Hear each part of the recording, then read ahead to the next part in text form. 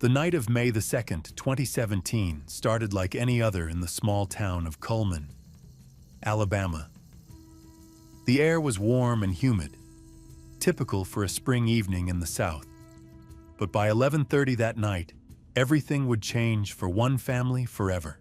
At 11:34 p.m., a man's voice cut through the quiet night, desperately calling 911. His wife had been shot. She was slumped over in the driver's seat of her own van, right outside their home.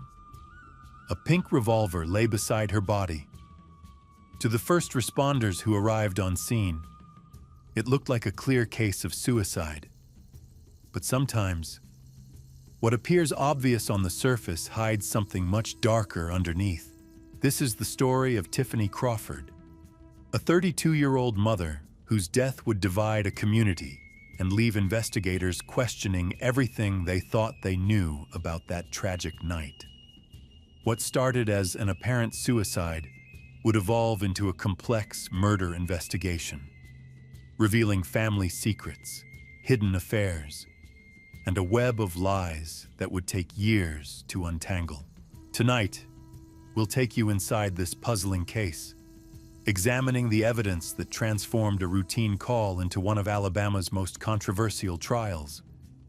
We'll hear from the investigators who refused to accept the obvious answer, the family members torn between loyalty and justice, and ultimately, we'll uncover the truth about what really happened to Tiffany Crawford.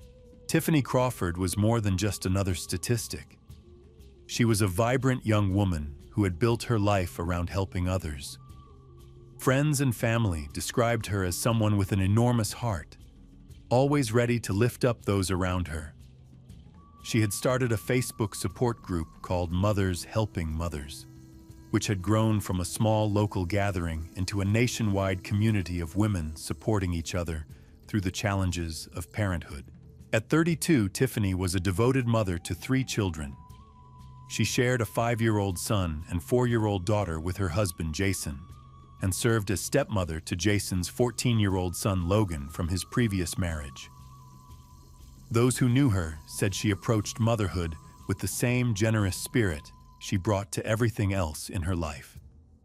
She would dance and sing with the children, always finding ways to bring joy into their daily routines. Her mother, Cheryl McGuckin, remembers Tiffany as spontaneous and full of life. She had big dreams and wanted to see the world, the kind of person who could light up a room just by walking into it. This was not someone who friends and family could imagine giving up on life. But on that May evening, something went terribly wrong. Jason Crawford made the call that would change everything. When deputies from the Cullman County Sheriff's Office arrived at the scene, they found a situation that appeared straightforward enough. Tiffany was in her van, shot twice in the head, with what looked like her own gun nearby. The first deputy on scene even remarked that it looked like suicide to him. Jason's story was simple. He and Tiffany had been arguing outside their home. He had gone inside, leaving her in the van. Moments later, he heard a gunshot, then a scream, then another gunshot. When he rushed back outside, he found his wife dead. The responding officers took Jason's statement and began processing what they believed was a suicide scene. But even from the beginning, there were details that didn't quite fit. The most obvious was the fact that Tiffany had been shot twice. While not impossible in suicides, it's certainly unusual. Most people who take their own lives with a gun succeed with the first shot. Sheriff Matt Gentry arrived on scene that night after receiving a call from his chief deputy. What he found was a tragedy that hit close to home. Jason Crawford was the son of Rhonda Crawford, who worked as an office manager at the sheriff's department. This family connection would prove significant as the case developed. Recognizing the potential for conflict of interest, Sheriff Gentry made a crucial decision. He ordered that the case be treated like a homicide investigation.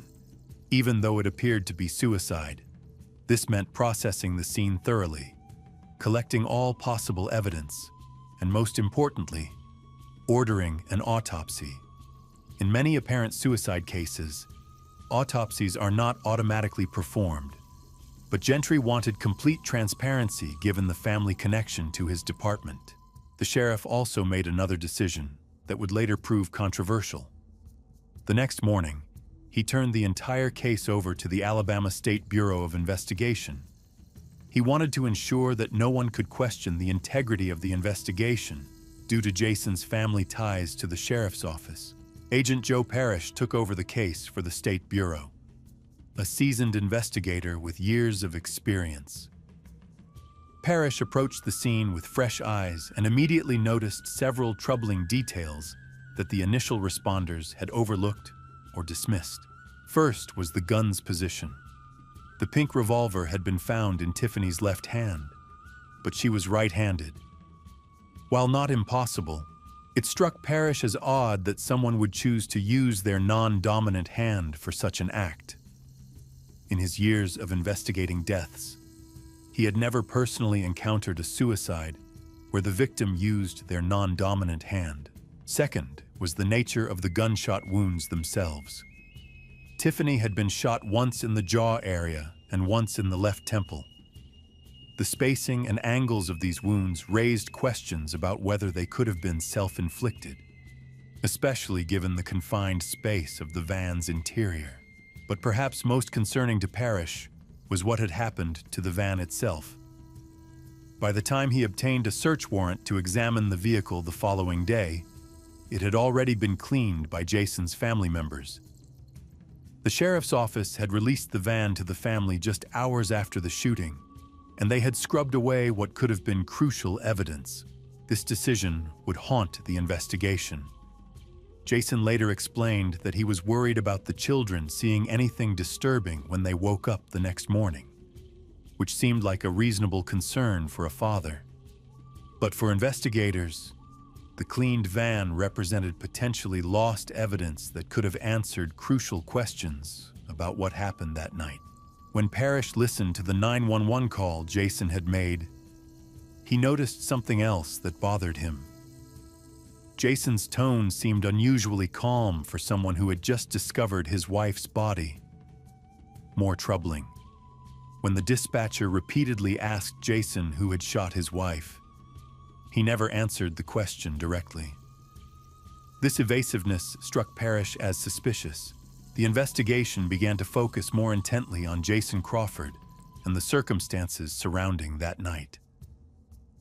Parrish learned that Jason and Tiffany had been having marital problems just hours before Tiffany died. Jason had discovered evidence on their computer that she was having an affair. This revelation had led to the argument that preceded her death. Jason admitted to investigators that he had been angry when he confronted Tiffany about the affair. This was the second time in his life that a wife had been unfaithful to him, and the pain was overwhelming. He had refused to let Tiffany come inside the house that night, insisting that she find somewhere else to stay. The argument had lasted over an hour before Jason finally went inside to get her work clothes and told her he was done talking. But there were other details about that night that didn't add up. Jason claimed he was inside the house when he heard the gunshots, but the timeline seemed compressed. How could Tiffany have made the decision to end her life so quickly after he went inside? And why would she choose to do it right outside their home, where their children might discover her? As Parrish dug deeper into Tiffany's life, he found a woman who was certainly going through difficulties, but who also seemed to be making plans for the future. She had just started seeing a counselor the day before she died, which suggested someone seeking help rather than giving up. She had also gotten a job at a local grocery store, apparently to save money to start a new life on her own. Friends told investigators that Tiffany was planning to leave Jason and start over. She had been working toward financial independence and had confided in several people about her plans. This painted a picture of someone looking forward, not someone contemplating suicide. The case was becoming more complex by the day. What had initially appeared to be a straightforward suicide was revealing layers of deception, hidden motives, and unanswered questions. As the investigation continued, it would take an unexpected turn that would change everything. The autopsy results, when they finally came back nearly a year later, would provide the most shocking revelation of all. But before those results arrived, investigators had already begun to suspect that the real story of what happened to Tiffany Crawford that night was far different from what they had initially been told. The investigation was about to take a dramatic turn. While investigators waited for the autopsy results, Agent Joe Parrish continued building his case around the inconsistencies he had discovered. But getting those autopsy results would prove to be a lengthy process. Due to a significant backlog at the state medical examiner's office, it would take nearly a full year before Dr. Valerie Green could complete her examination and provide her findings. During this waiting period, Parrish brought Jason Crawford in for formal questioning. The interview took place at the Alabama State Bureau of Investigation offices, and from the beginning, it was clear that Parrish viewed Jason as more than just a grieving widower. He was a suspect. Jason spoke openly about discovering his wife's affair and the confrontation that followed. He described finding the messages on their computer and calling Tiffany to confront her about what he had found. He admitted to being angry and hurt, explaining that this was his second marriage to end because of infidelity. The emotional wounds from his first wife's betrayal had never fully healed, and now history was repeating itself. During the interview, Parrish pressed Jason on specific details from that night. He focused particularly on the gun's position in Tiffany's left hand. Knowing that she was right-handed, Jason couldn't provide a satisfactory explanation for why his wife would have chosen to use her non-dominant hand. When asked directly if he had ever seen Tiffany handle the gun with her left hand, Jason admitted he hadn't. The questioning grew more intense as Parrish challenged Jason's version of events. The timeline seemed problematic. According to Jason, he had gone inside the house after telling Tiffany he was done talking, and within minutes, he heard the gunshots. But was that really enough time for someone to make such a final decision? And why would Tiffany choose to end her life right there, in full view of the house where their children were sleeping?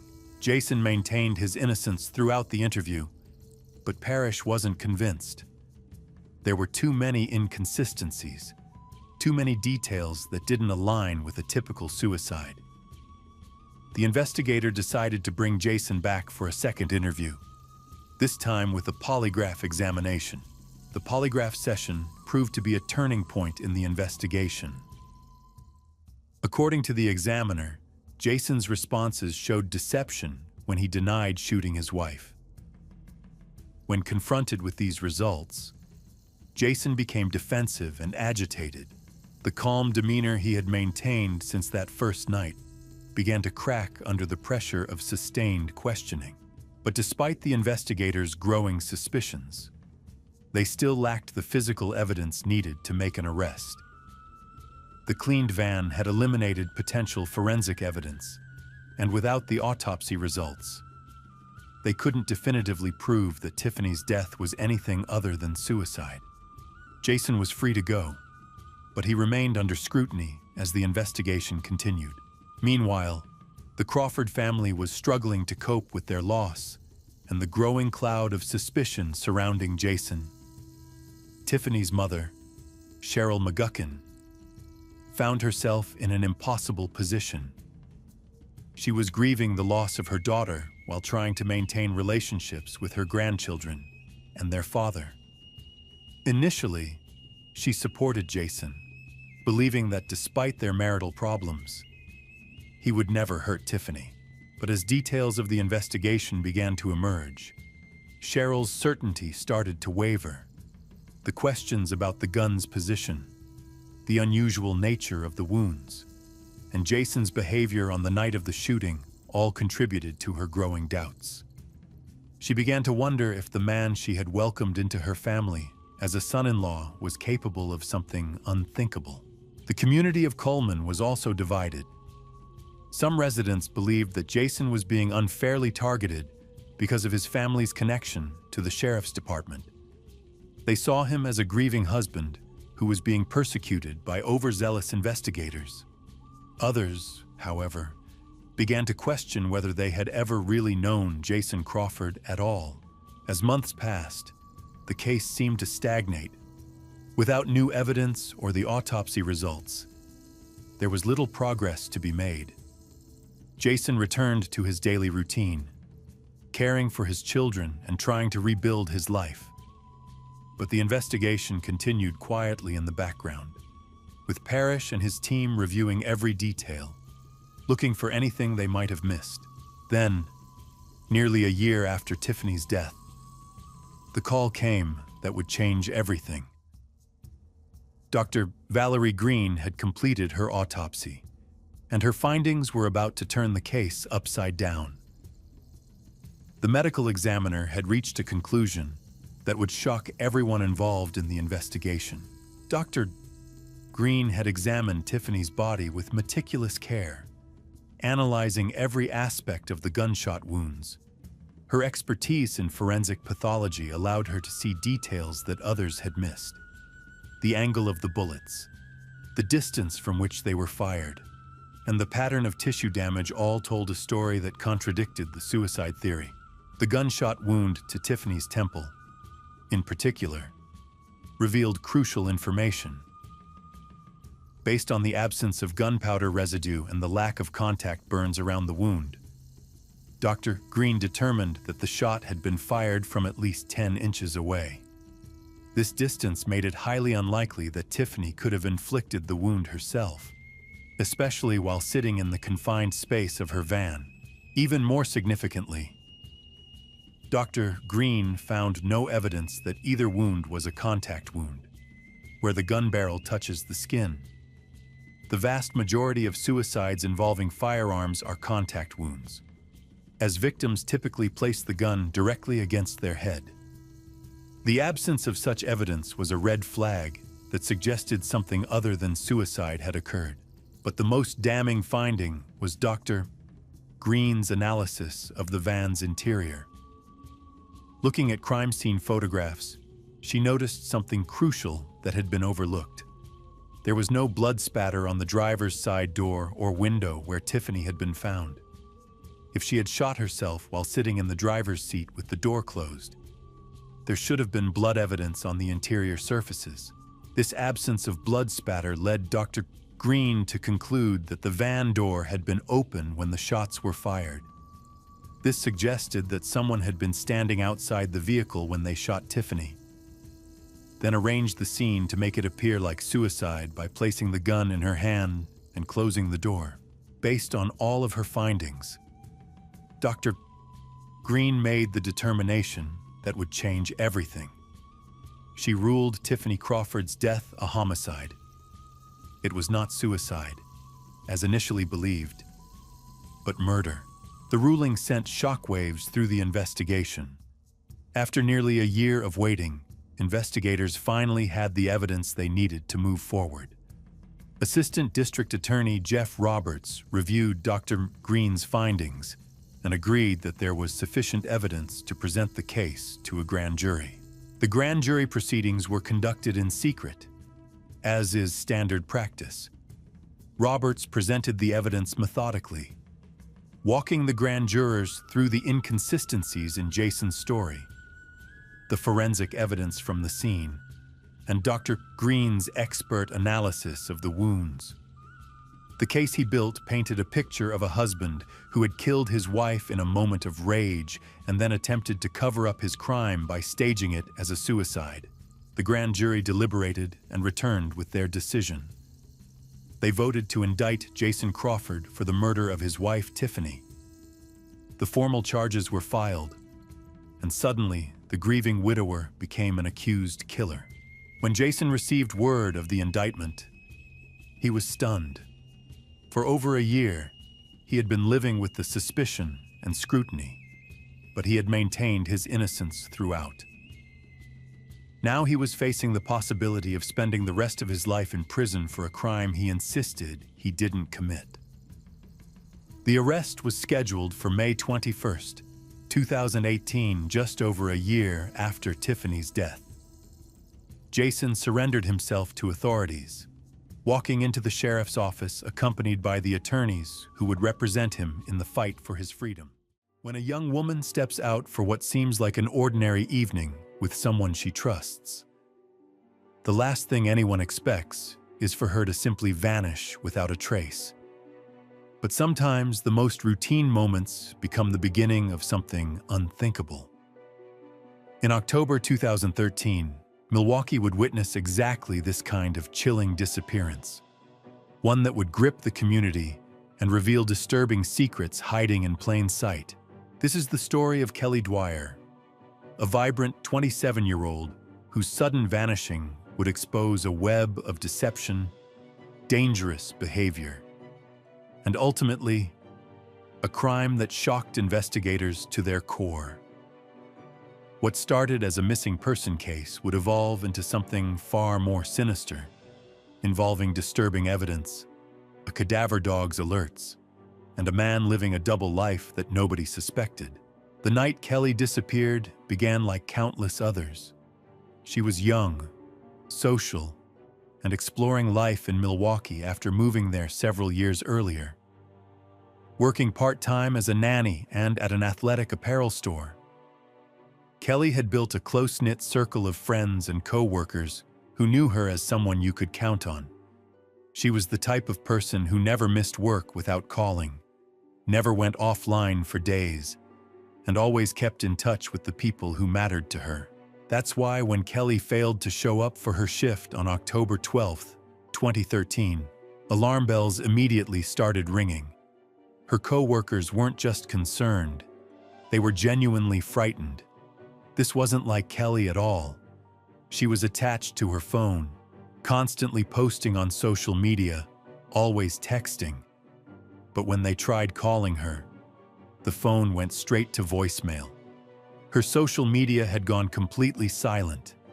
It was as if she had simply disappeared from the digital world entirely. By the time authorities became involved, Kelly had been missing for days. The community response was immediate and overwhelming.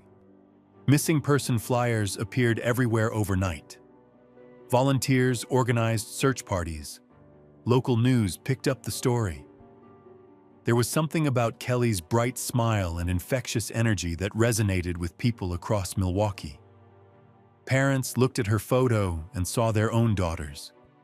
Friends recognized someone who could have been their best friend. But as investigators began piecing together Kelly's final hours, they discovered she had been living a life that was perhaps more complicated than many people realized. Kelly was active on several dating websites, meeting new people regularly. In an age of online dating and social networking, this wasn't unusual for a single woman in her 20s. What investigators found concerning, however, was how this lifestyle might have exposed her to potential dangers. The last confirmed sighting of Kelly alive came from security cameras at an upscale apartment building on Milwaukee's East Side. The footage showed her entering the building with a man she had been dating for about a year, Chris Zacco. They appeared relaxed, chatting casually as they walked through the lobby and stepped into the elevator. Kelly was gesturing with her hands in her typical animated fashion. They looked like any other couple ending a pleasant evening out. What made this footage so haunting was what it didn't show. While cameras clearly captured Kelly entering the building, there was no video of her ever leaving. In a high-security building with 28 surveillance cameras monitoring virtually every entrance and exit, Kelly Dwyer simply vanished. Chris Zacco told investigators that Kelly had left his 18th floor apartment around 9 o'clock the following morning. He claimed he heard the front door click shut behind her as she departed. But the security footage told a different story entirely. There was no image of Kelly exiting the building through any monitored entrance. For investigators, this discrepancy immediately made Zocco a person of interest. When detectives sat down with Zocco in his apartment, they found him surprisingly forthcoming about certain aspects of his relationship with Kelly. He described their connection as friends with benefits rather than anything serious or exclusive. He readily admitted they had used cocaine together that evening and engaged in sexual activity before both passing out on his couch. His casual demeanor when discussing these intimate details struck investigators as unusual for someone whose dating partner had just disappeared. But as the interview progressed, Zocco began deflecting attention away from himself and toward Kelly's other relationships. He mentioned that she was seeing multiple people, implying that one of these other men might be responsible for whatever had happened to her. This attempt to redirect suspicion only heightened investigators' focus on him. The search of Zocco's apartment, obtained through a warrant based on his admission of drug use, revealed more than just the cocaine and marijuana investigators expected to find. They discovered something that would change the entire trajectory of the case, disturbing videos and photographs of Kelly on Zocco's phone.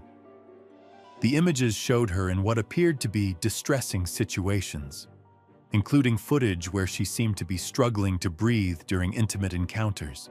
Even more troubling were photographs that appeared to show Kelly unconscious on Zocco's bed.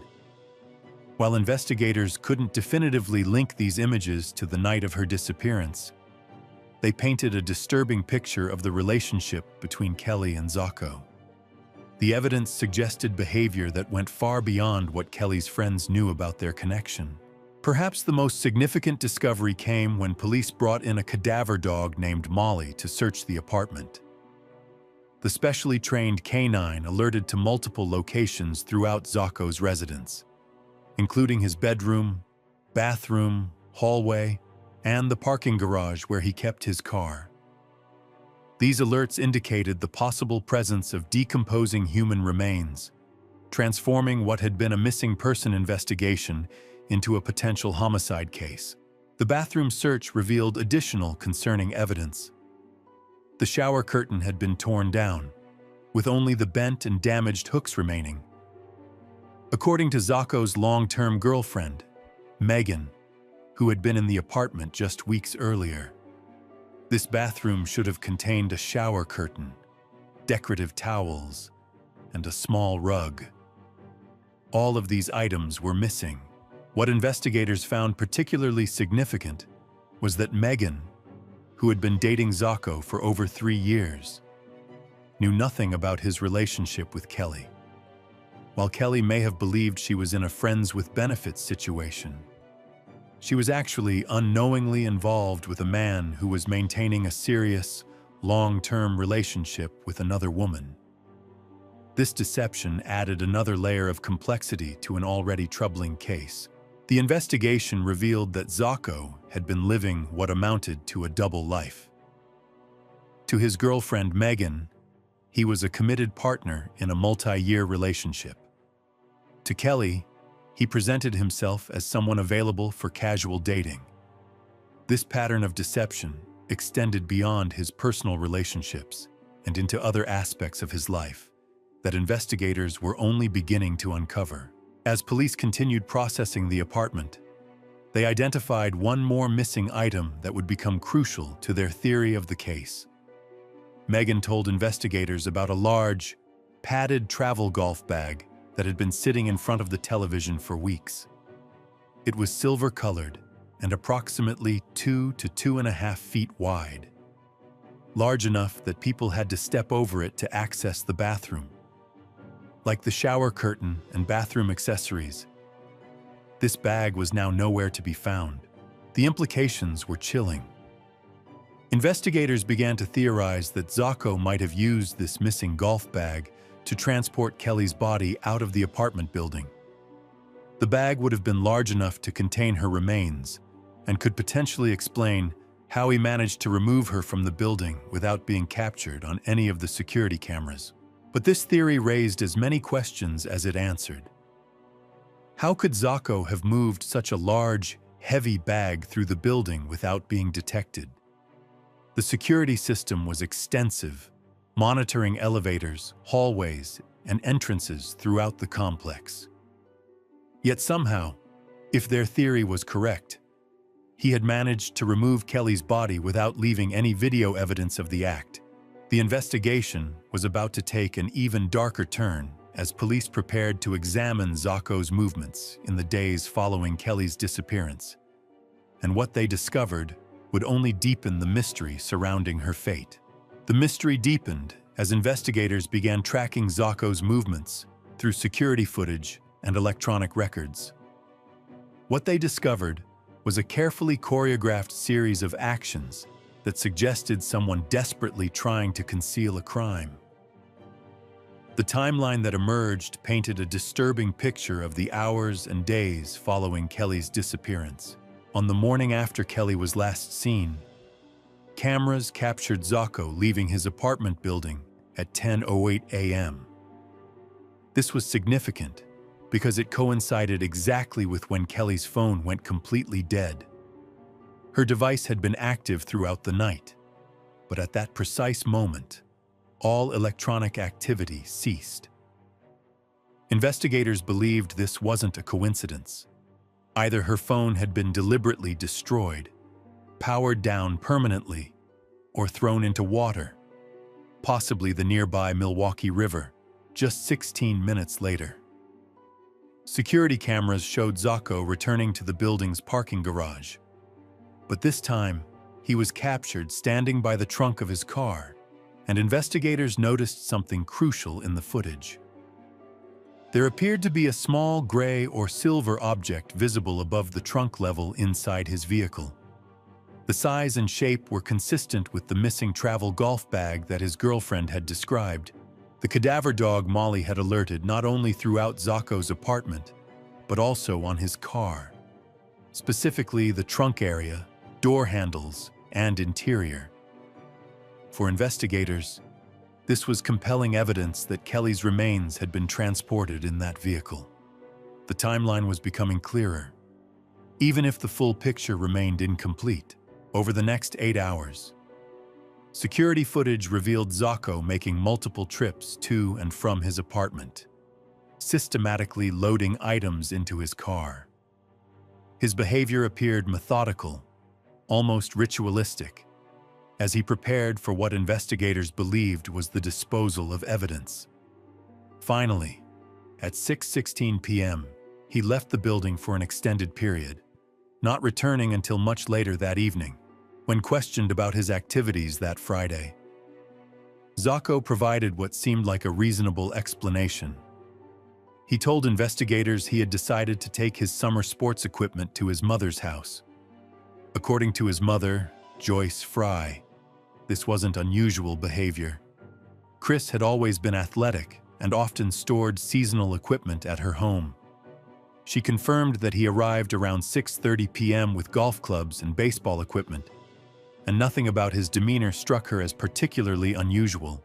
But investigators were suspicious about the timing. Why would someone choose to move sports equipment on a Friday evening? Particularly when they had plans with their girlfriend, more importantly. They wondered what had happened to that silver travel golf bag that multiple people had seen in his apartment, but which had now mysteriously disappeared the evening of Kelly's disappearance. Zocco was expected at his girlfriend Megan's house for their regular Friday night dinner. However, he didn't arrive until 8:45 p.m., more than an hour later than planned. This left a significant gap of unaccounted time between when he left his mother's house and when he appeared at Megan's apartment. During this missing hour, investigators theorized that Zocco was searching for the perfect location to dispose of Kelly's body. Rural Wisconsin offered countless possibilities, from dense forests to remote farmland. But finding the right spot would take time and careful consideration. The fact that his cell phone was turned off during this period only heightened their suspicions. When Zocco finally arrived at Megan's apartment, she immediately noticed something was wrong. He seemed agitated, nervous, and kept fiddling with his phone, claiming it wasn't working properly. Throughout the evening, his behavior remained erratic. He was restless, unable to settle down, and seemed preoccupied with something she couldn't identify. But it was what happened during the night that Megan found most disturbing. Zako was sweating profusely, so heavily that she actually had to change the bed sheets in the middle of the night. She had never experienced anything like this with him before, and it left her deeply concerned about his physical and mental state. For investigators, Zako's excessive sweating made perfect sense within the context of their theory. If Kelly's body was indeed locked inside that golf bag in the trunk of his car, parked just outside Megan's apartment building, the psychological pressure would have been enormous. He couldn't leave the body in his apartment because that would be the first place anyone would look for Kelly. But he also couldn't dispose of it immediately without careful planning. The following morning brought new challenges for Zako. If investigators' theory was correct, he still had Kelly's body in his car and needed to find a permanent solution. What happened next would provide some of the most puzzling clues in the entire case. Zako embarked on what appeared to be an unusual shopping trip. He drove over 80 miles from Milwaukee to a small cheese shop called the Mouse House, located near Madison, Wisconsin. For a round trip of 160 miles, he purchased a single half-pound wedge of cheese, claiming it was a gift for his girlfriend's parents. To investigators, this explanation made little sense. Wisconsin was famous for its cheese, with specialty shops throughout the state. Why would someone drive such an enormous distance to purchase such a small amount of cheese from one particular shop?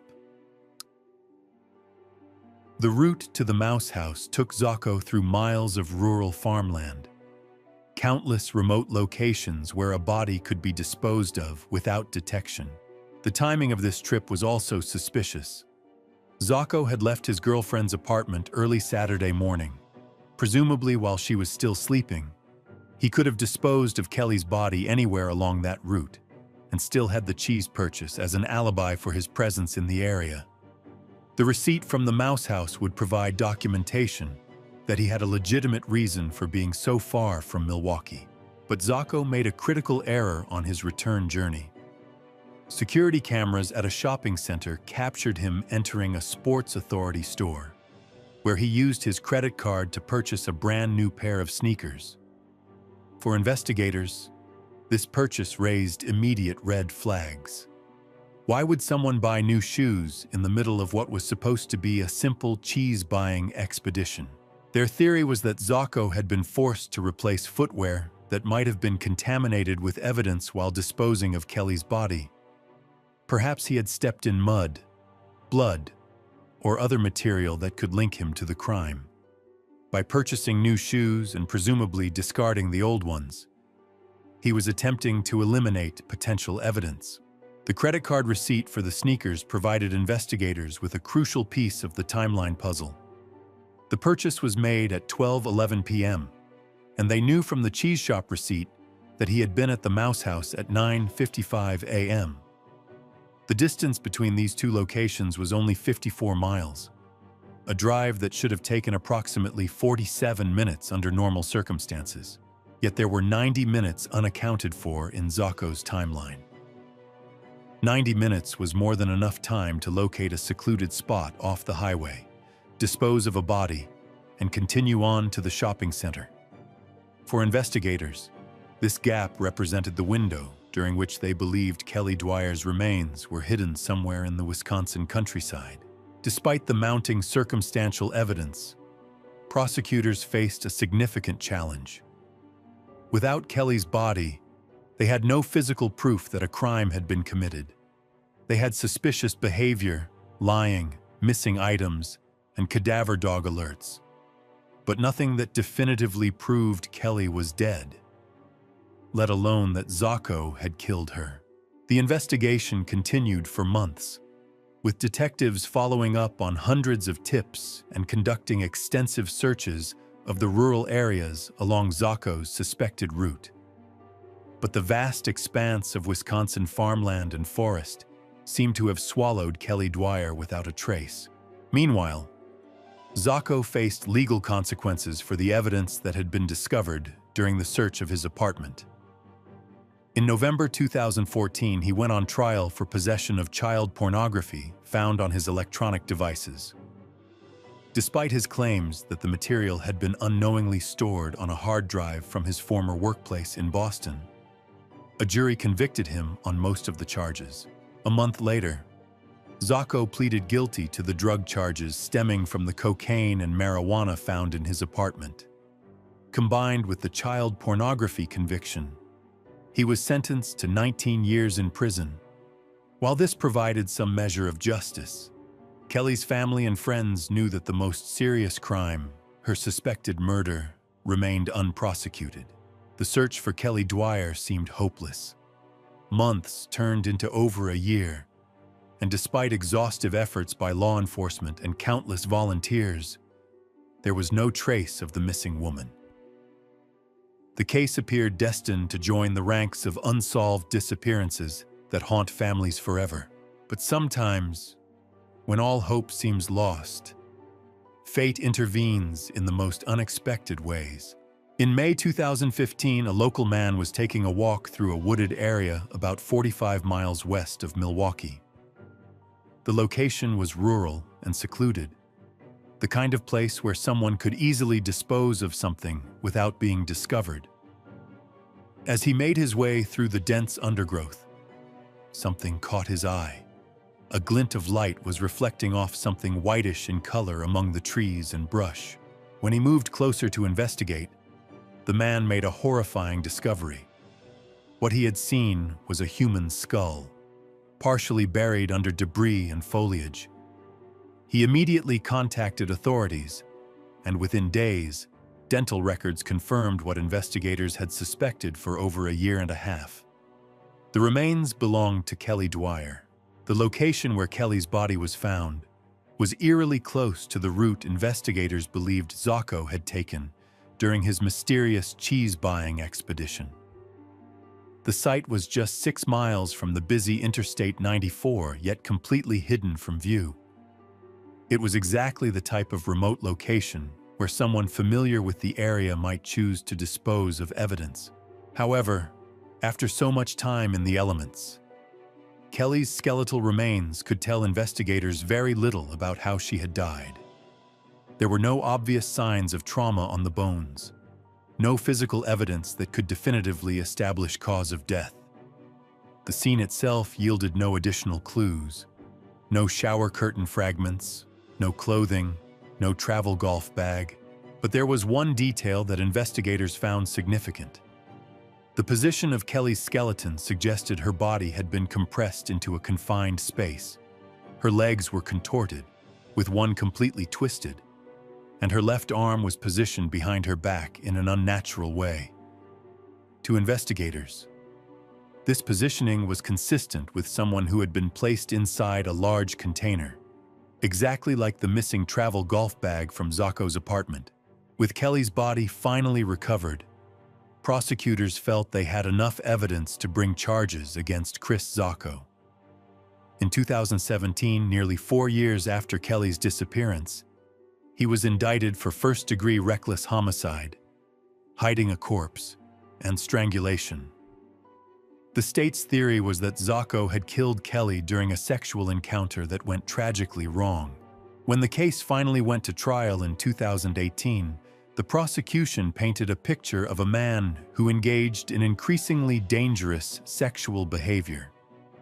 They presented evidence of Zocco's pattern of risky conduct with multiple women, behavior that investigators believed had ultimately cost Kelly her life. The defense argued that the evidence was purely circumstantial. They pointed out that there were no eyewitnesses, no DNA evidence, and no definitive proof of how Kelly had died. They suggested that Kelly could have left Zocco's apartment through an exit not covered by security cameras and met her fate elsewhere, possibly at the hands of one of the other men she had been dating through online platforms. But the jury wasn't convinced by the defense arguments. After deliberating for just 3.5 hours, They returned a guilty verdict on all charges. Chris Zacco was sentenced to 31 years in prison, to be served on top of the 19 years he was already serving for the drug and child pornography convictions. The conviction brought some measure of closure to Kelly's family and friends. But it couldn't undo the tragedy of her loss. Kelly Dwyer had been a young woman just beginning to discover herself and her place in the world. She was known for her infectious energy, her caring nature, and her willingness to see the best in people around her. The case serves as a sobering reminder of the dangers that can lurk behind seemingly normal relationships. Kelly thought she was involved in a casual dating situation with someone who cared about her. Instead, she had unknowingly become entangled with a man living a double life, someone whose dangerous behaviors would ultimately cost her everything. Today, Chris Zacco remains in prison, where he will likely spend the rest of his life. Kelly's story has become part of the broader conversation about dating safety, particularly in the age of online platforms where people can easily misrepresent themselves and their intentions. For those who knew and loved Kelly Dwyer, her memory lives on not in the tragic circumstances of her death, but in the vibrant, caring person she was in life. She was someone who brought light into the world, whose loss created a profound void that can never truly be filled. Her story stands as both a tragedy and a warning, a reminder that sometimes the greatest dangers come from those we trust the most. The small town of Corning, New York, seemed like the perfect place to raise a family.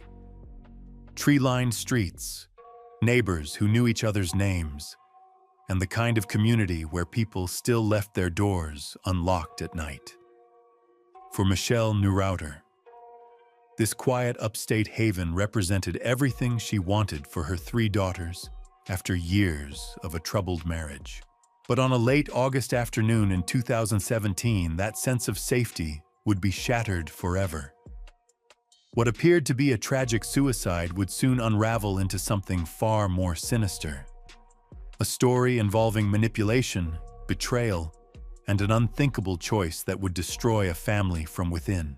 This is the story of how a father's obsession with control led to murder, and how he convinced his own daughter to help him commit the ultimate betrayal. Michelle Neureuther had always been the kind of mother who put her children first. After her divorce from Lloyd in 2013, she'd worked hard to create a stable home for her 3 girls. The oldest had already moved out. 19-year-old Carrie was away at college in Rochester, and the youngest, just 14, was still at home navigating the complexities of high school. Those who knew Michelle described her as brilliant and determined. She held a master's degree and taught English at a local college, always encouraging her daughters to be well-spoken and educated. After years of what friends described as an controlling marriage, Michelle seemed to be finding her footing as a single mother. The divorce hadn't been easy. Lloyd, an engineer at the local Corning Glass Works, had fought tooth and nail for custody of the children. What followed was a relentless legal battle that consumed years of Michelle's life and drained her emotionally and financially. Court records would later reveal an astounding 26 separate legal filings after their divorce was finalized. 26. In most cases, divorce attorneys see maybe 2 or 3 post-divorce filings at most. But Lloyd was different. He seemed determined to use the legal system as a weapon, filing motion after motion, making false claims, and trying to get out of child support payments. Michelle's friends and family watched as this legal harassment took its toll. Every time she thought she could move forward, another court date would appear, another filing, another attempt by Lloyd to drag her back into the system that had already caused her so much pain. But then, in late August 2017, something unexpected happened. Lloyd failed to show up for a crucial court hearing regarding his petition for sole custody of their youngest daughter. For a man who had been obsessively litigious for years, this was completely out of character. He didn't withdraw his petition, didn't ask for a postponement, didn't even answer the court's calls or emails. Michelle's attorney was shocked. This was the same man who had filed motion after motion for years, and now he simply didn't show up. It was unthinkable, especially given his pattern of behavior. When the case was dismissed due to his no-show, Michelle felt something she hadn't experienced in years: relief. For the first time since their bitter divorce, it seemed like maybe, just maybe, Lloyd was finally ready to move on. That weekend, Michelle seemed happier than she had been in months. Friends would later remember seeing her and her youngest daughter sliding down grassy hills on blocks of ice, laughing and enjoying the simple pleasure of a summer day together. It was the kind of carefree moment that had been rare during the years of legal battles, but that joy would be short-lived. On Monday, August 28th, a family friend arrived at Michelle's house to pick up her 14-year-old daughter for swim practice. When no one answered the door, concern quickly turned to alarm. Through the glass panels of the front door, the friend could see something was terribly wrong. Sergeant John McDivitt was the first police officer to respond to the scene that afternoon. What he found would haunt him for years to come. Michelle Neurouter was lying at the bottom of her staircase, a rope around her neck. She was cold and stiff to the touch, clearly having been dead for hours. At first glance, it appeared to be a suicide by hanging. But as McDivitt and other investigators examined the scene more closely, things didn't add up. There was an unusual ligature mark on Michelle's chin that didn't match the pattern they would expect to see in a typical hanging. It looked as though someone had gone behind her, thrown a rope over her neck, and pulled back and down. Even more concerning was the fact that Michelle's youngest daughter, the one who was supposed to be picked up for swim practice, was nowhere to be found. In a case that already seemed suspicious, a missing child raised the stakes dramatically. Police Chief Jeff Spaulding arrived on scene and immediately shared McDivitt's concerns. The physical evidence didn't match what they would expect to see in a suicide. The positioning of the body, the ligature marks, the rope itself. All of it seemed wrong somehow. As officers searched the house from top to bottom, checking basements, attics, and garages, the hours ticked by with no sign of the missing teenager. The possible outcomes were all terrifying to contemplate. Then, late that evening, the phone rang at the police station. It was Carrie, Michelle's 19-year-old daughter, calling from Rochester, nearly 100 miles away. She had devastating news to share, but also brought relief to the frantic search efforts. The 14-year-old was safe. She was with Carrie in Rochester, nearly 100 miles from the crime scene. But Carrie's explanation of how they ended up there would be the first of many stories that didn't quite make sense. She claimed that she had driven back to Corning late Saturday night to spend one last night in her childhood bedroom before the school semester began. According to Carrie, Michelle had become enraged at her, accusing her of taking Lloyd's side in their ongoing custody battle. Carrie told police that Michelle had been screaming and carrying on, and that she became concerned for her younger sister's safety. So, she claimed, she had taken the 14-year-old outside, put her in the car, and driven back to Rochester in the middle of the night. The story seemed plausible on the surface, but it raised immediate questions for investigators. Why would Michelle be so upset on the same day she had been celebrating a major legal victory? Friends and family who knew Michelle described her as determined and resilient, not someone who would take her own life just as things were finally looking up. Her mother, Jeanne, was adamant from the moment she heard the news. Michelle would never have committed suicide. She had fought too hard for too long to give up now. She had 3 daughters who needed her, a career she loved, and finally seemed to be emerging from the shadow of her toxic marriage. But if Michelle had been murdered, who could have done it? And how? Lloyd had what appeared to be an airtight alibi. According to both him and Carrie, he had been in California for a job interview when Michelle's body was discovered. He had flown out there on Sunday morning, more than 24 hours before police found Michelle on Monday afternoon. The timeline seemed to check out, but investigators weren't ready to rule anyone out just yet. They began digging deeper into the movements of everyone involved in the days leading up to Michelle's death.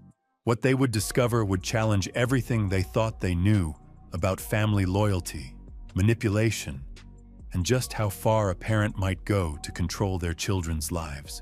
The investigation was just beginning, but already, nothing was as it seemed. When Lloyd finally returned from California and learned of Michelle's death, his first stop wasn't to comfort his grieving daughters or make funeral arrangements. Instead, he went straight to the family court building to stop his child support and maintenance payments. For investigators, this cold calculation was their first real glimpse into Lloyd's true character. But Lloyd seemed prepared for their questions. When police caught up with him outside the courthouse, he appeared calm and composed, ready with answers that matched Carrie's story perfectly. He explained how he had helped Carrie move into her college apartment on Saturday, stayed at a nearby hotel that night, and flew out to California early Sunday morning for his job interview. The hotel security cameras seemed to back up his story. There was Lloyd, checking into the microtel on Saturday evening. There was Carrie, arriving for breakfast with her younger sister the next morning at 7 a.m.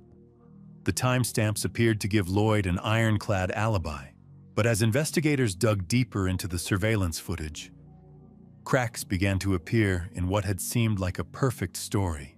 The cameras showed Lloyd walking Carrie to her car that Saturday night. But then something interesting happened.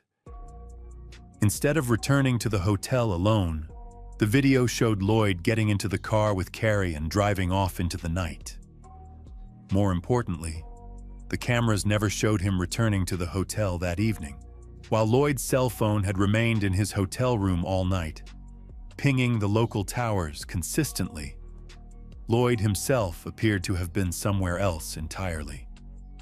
The next morning, at 6:30 a.m., the cameras captured him walking across the parking lot toward his vehicle, still wearing the same clothes from the night before. For investigators, this was the first concrete evidence that Lloyd had been lying to them.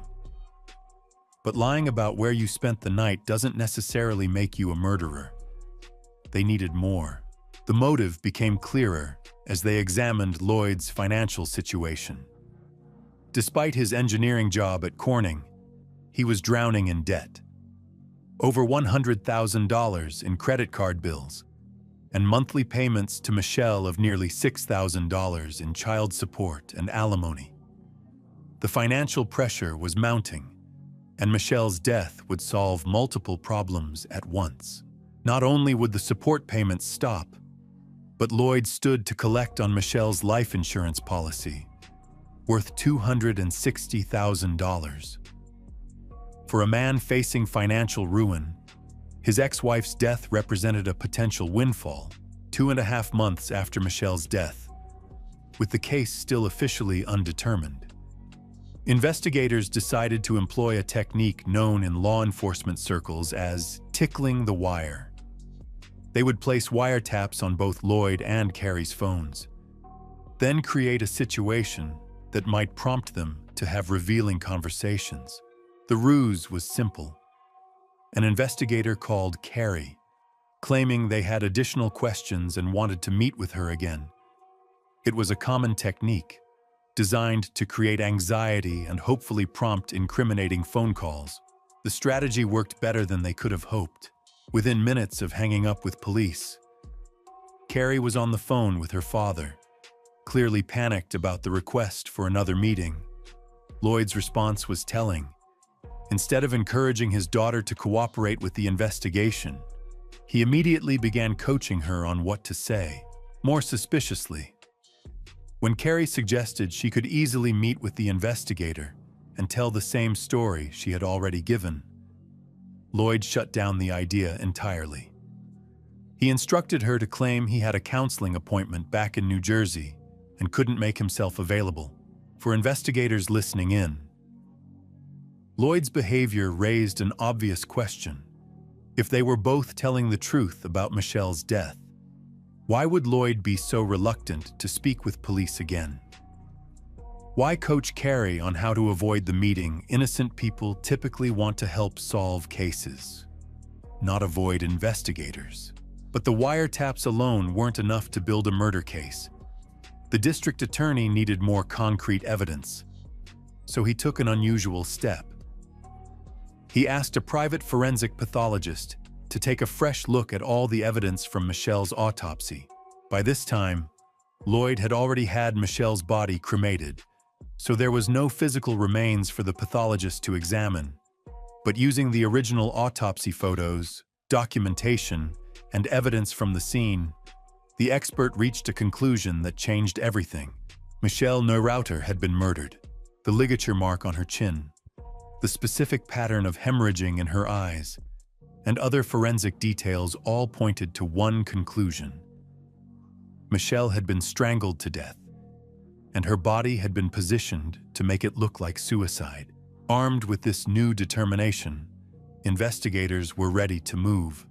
On January 24, 2018, nearly 5 months after Michelle's death, they coordinated simultaneous confrontations with both Lloyd and Carrie. 2 investigators showed up at Lloyd's office in New Jersey, while a pair of state police troopers found Carrie at her college internship in Syracuse. This was their Hail Mary pass, their chance to finally get the truth about what happened that night. The strategy of separating them proved crucial. When investigators told Lloyd that the medical examiner had ruled Michelle's death a homicide, he maintained his innocence. He even agreed to take a polygraph test, seeming confident in his ability to pass. But 200 miles away in Syracuse, Carrie was having a very different reaction to the news. Away from her father's influence for the first time since the murder, the psychological pressure finally became too much to bear. In barely a whisper, 19-year-old Carrie began to tell investigators what really happened on the night her mother died. Her father had come to Michelle's house with her that night, and she had helped him get inside undetected. According to Carrie's confession, Lloyd had approached her with an unthinkable proposition just 1 week before the murder. He claimed he was facing financial ruin and couldn't afford to keep paying Michelle. He presented his daughter with what he framed as an impossible choice.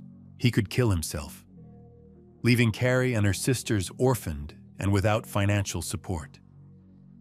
Or there was what he called Plan B. He would kill Michelle instead, making it look like suicide, and the family's problems would be solved.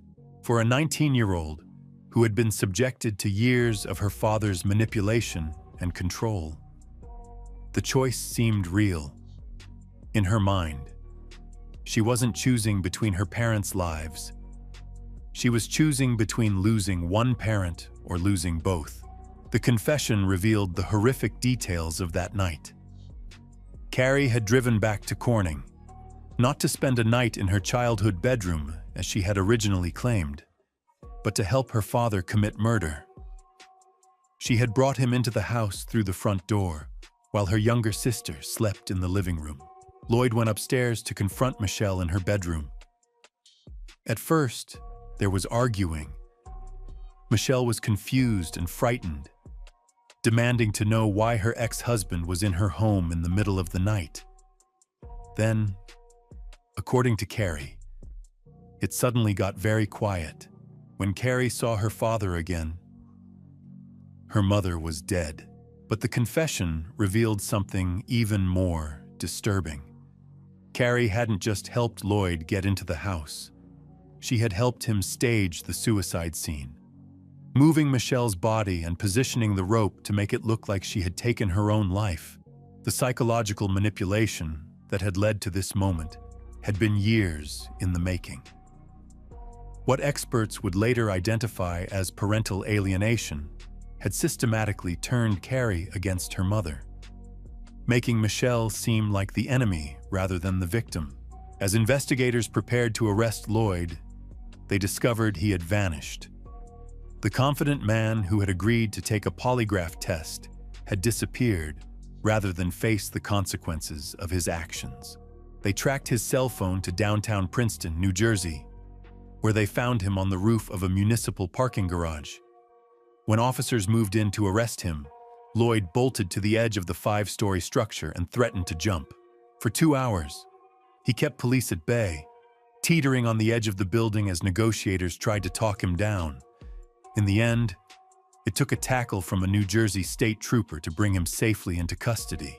The man who had orchestrated his ex-wife's murder and manipulated his own daughter into helping him was finally under arrest. But the most difficult questions were still ahead. How had a father convinced his child to help him kill her mother? And what price should Carrie pay for her role in such an unthinkable crime?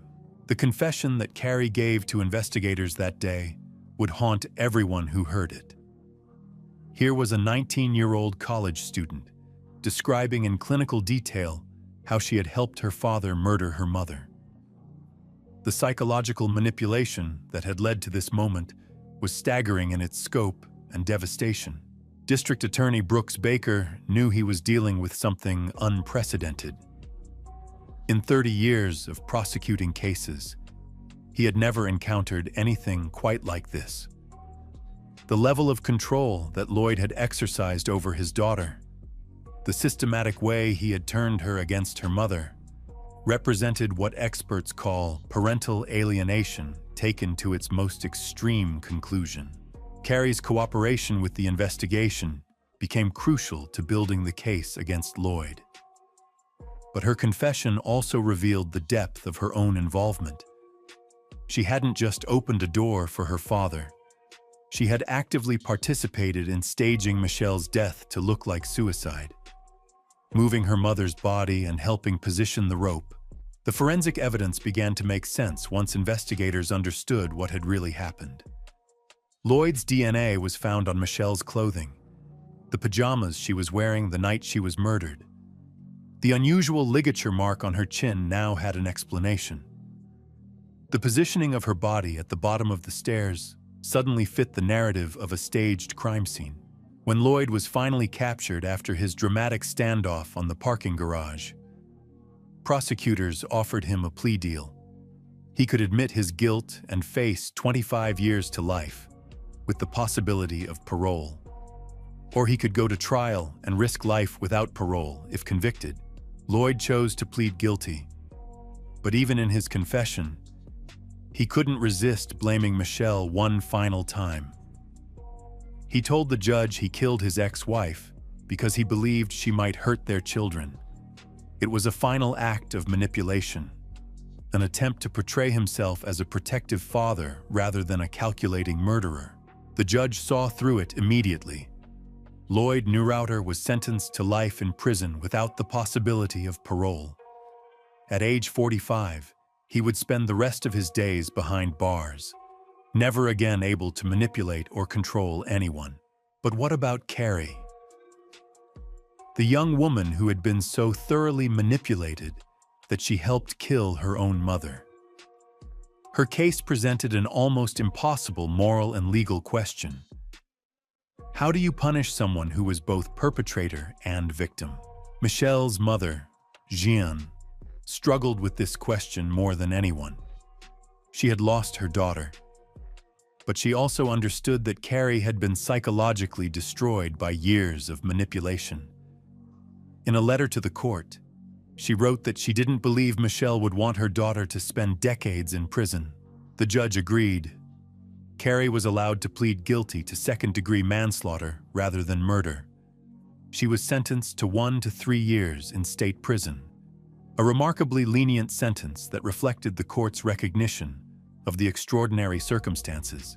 Carrie was released on parole on January 16, 2020, after serving just over a year behind bars. She disappeared from public view, presumably trying to rebuild a life shattered by her father's manipulation and her own terrible choices. The case left everyone involved grappling with profound questions about family, manipulation, and justice.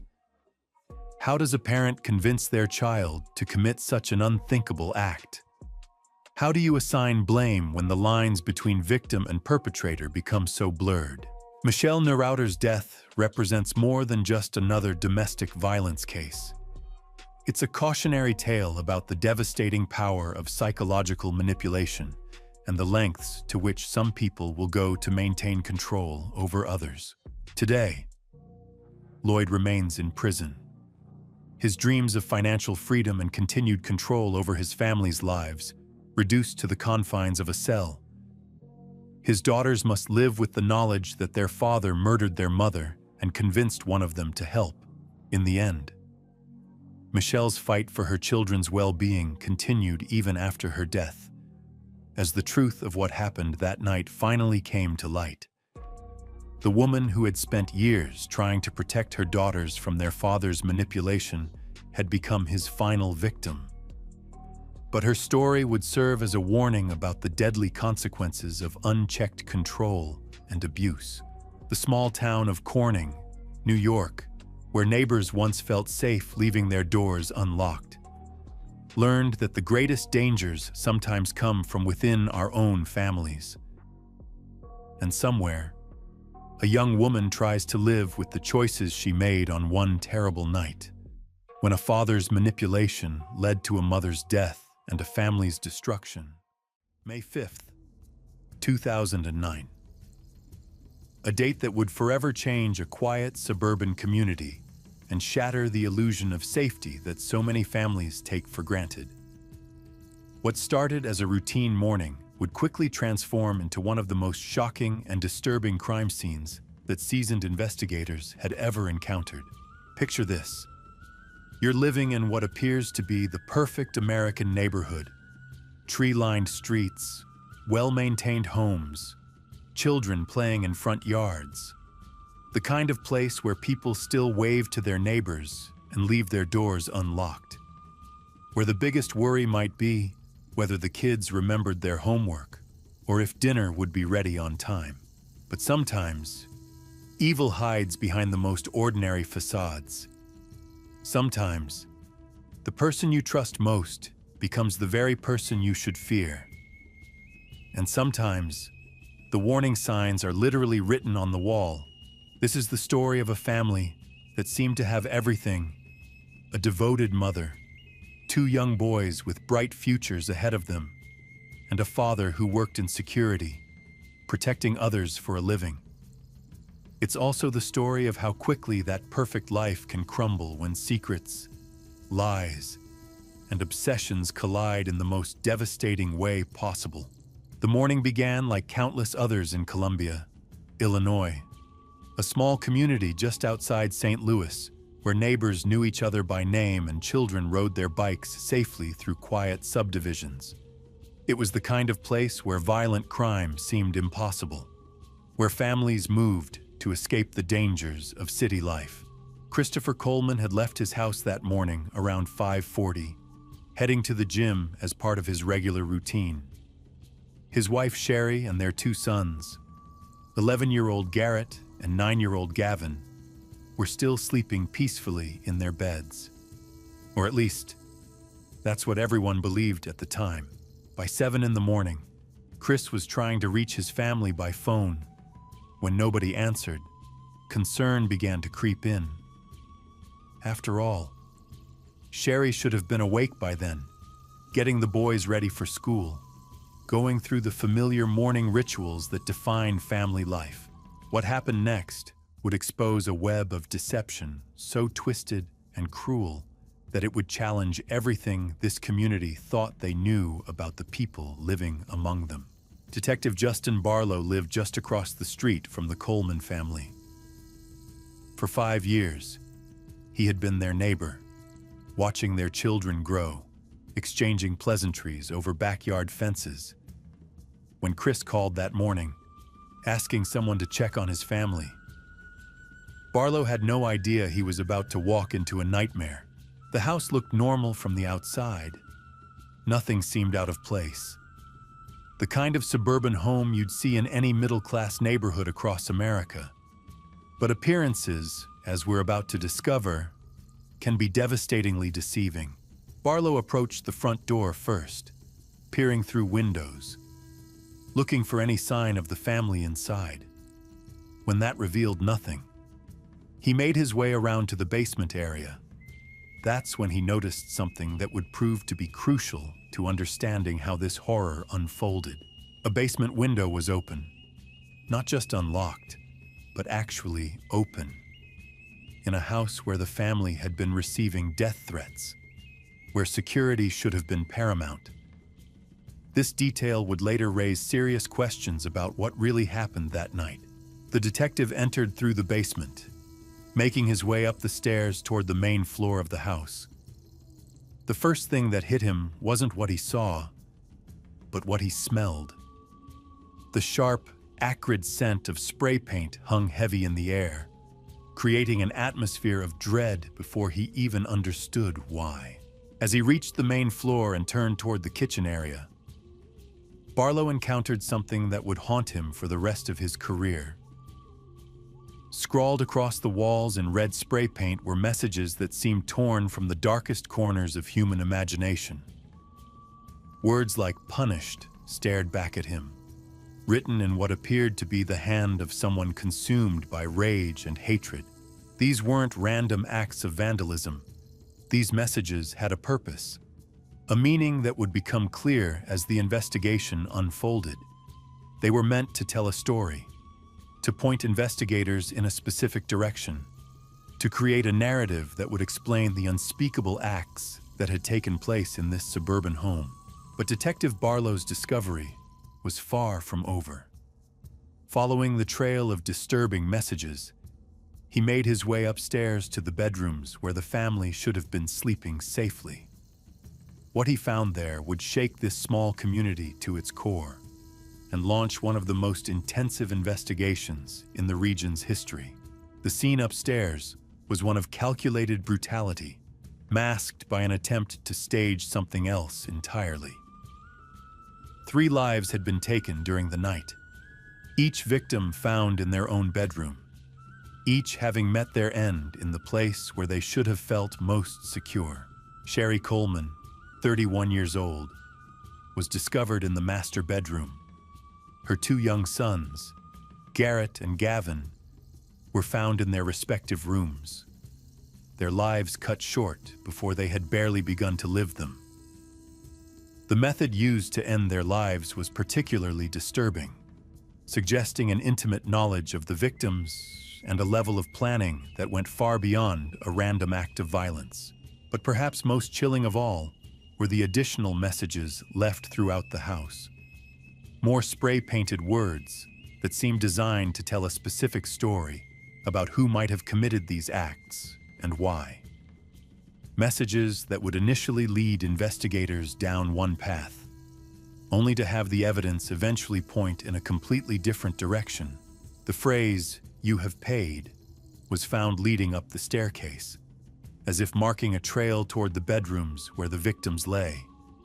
It was a message that suggested retribution, that these deaths were somehow justified in the mind of whoever wrote those words. As word spread through the neighborhood that morning, the peaceful suburban community of Columbia was transformed into something resembling a war zone. Police cars, ambulances, and crime scene investigators descended on what had been a quiet residential street. Neighbors emerged from their homes, many still in their pajamas, trying to understand what could have happened to the family they all knew and respected. The Coleman family had seemed to embody everything that made this community special. Chris worked in security for a prominent religious organization, providing protection for high-profile events and traveling around the world in service of his faith. Sherry was a devoted mother who had put her own career aside to focus on raising their two boys. Garrett and Gavin were the kind of children that made adults smile when they saw them playing in the front yard. Polite, well-mannered, always ready to help a neighbor or lend a hand with yard work. They were active in local sports, did well in school, and seemed to have unlimited potential ahead of them. This was not the kind of family that anyone would expect to become victims of such brutal violence. They were pillars of their community, respected by neighbors, and seemingly living the American dream in a place where dreams were supposed to come true safely. But as investigators would soon discover, beneath the surface of this perfect family portrait lay secrets that would shock everyone who thought they knew the Colemans. Secrets about relationships, about deception, and about a plan so methodical and cruel that it would challenge everything people believed about human nature. The death threats that had been arriving at the Coleman home for months suddenly took on new significance. Were these murders the result of Chris's work in security? Had someone targeted his family as a way to get to the prominent religious figure he protected? Or was there something else entirely at play here? As investigators began piecing together the timeline of that horrific morning, questions started mounting faster than answers. The major case squad was called in immediately, bringing together 25 of the most experienced detectives from across the region. This wasn't just another crime scene. This was something that would test every skill they had developed over years of investigating the darkest aspects of human behavior. The house itself became a puzzle that investigators would spend weeks trying to solve. Every room told part of a story, but the pieces didn't quite fit together the way they should have. The basement window that had been left open raised immediate red flags. Here was a family that had been living under the shadow of death threats for months, yet their home had been left vulnerable to exactly the kind of intrusion they should have been guarding against. Christopher Coleman was brought to the police station that morning, not as a suspect, but as a grieving husband and father who needed to help investigators understand what might have happened to his family. The image he presented was one of absolute devastation, a man whose world had just collapsed around him, who couldn't comprehend how such evil could have touched his loved ones. But experienced detectives know that grief can manifest in many different ways. Some people become hysterical, others withdraw completely. Some ask endless questions about what happened and how their loved ones died. Chris Coleman's reaction fell into none of these typical categories, and that began to concern the investigators who were trying to help him. During those first crucial hours of questioning, Coleman seemed oddly detached from the horror that had befallen his family. He never asked about the specific details of how his wife and children had died. He didn't demand to know what evidence had been found or what leads investigators were pursuing. For a man whose family had just been brutally murdered, his lack of curiosity struck the detectives as unusual. The investigation quickly expanded beyond the confines of Columbia, Illinois. If these murders were connected to Coleman's work in security, then the suspect pool could include anyone from around the world who might have harbored resentment against the religious organization he protected. Investigators began tracking down individuals who had sent threatening emails or made hostile comments about the ministry's work.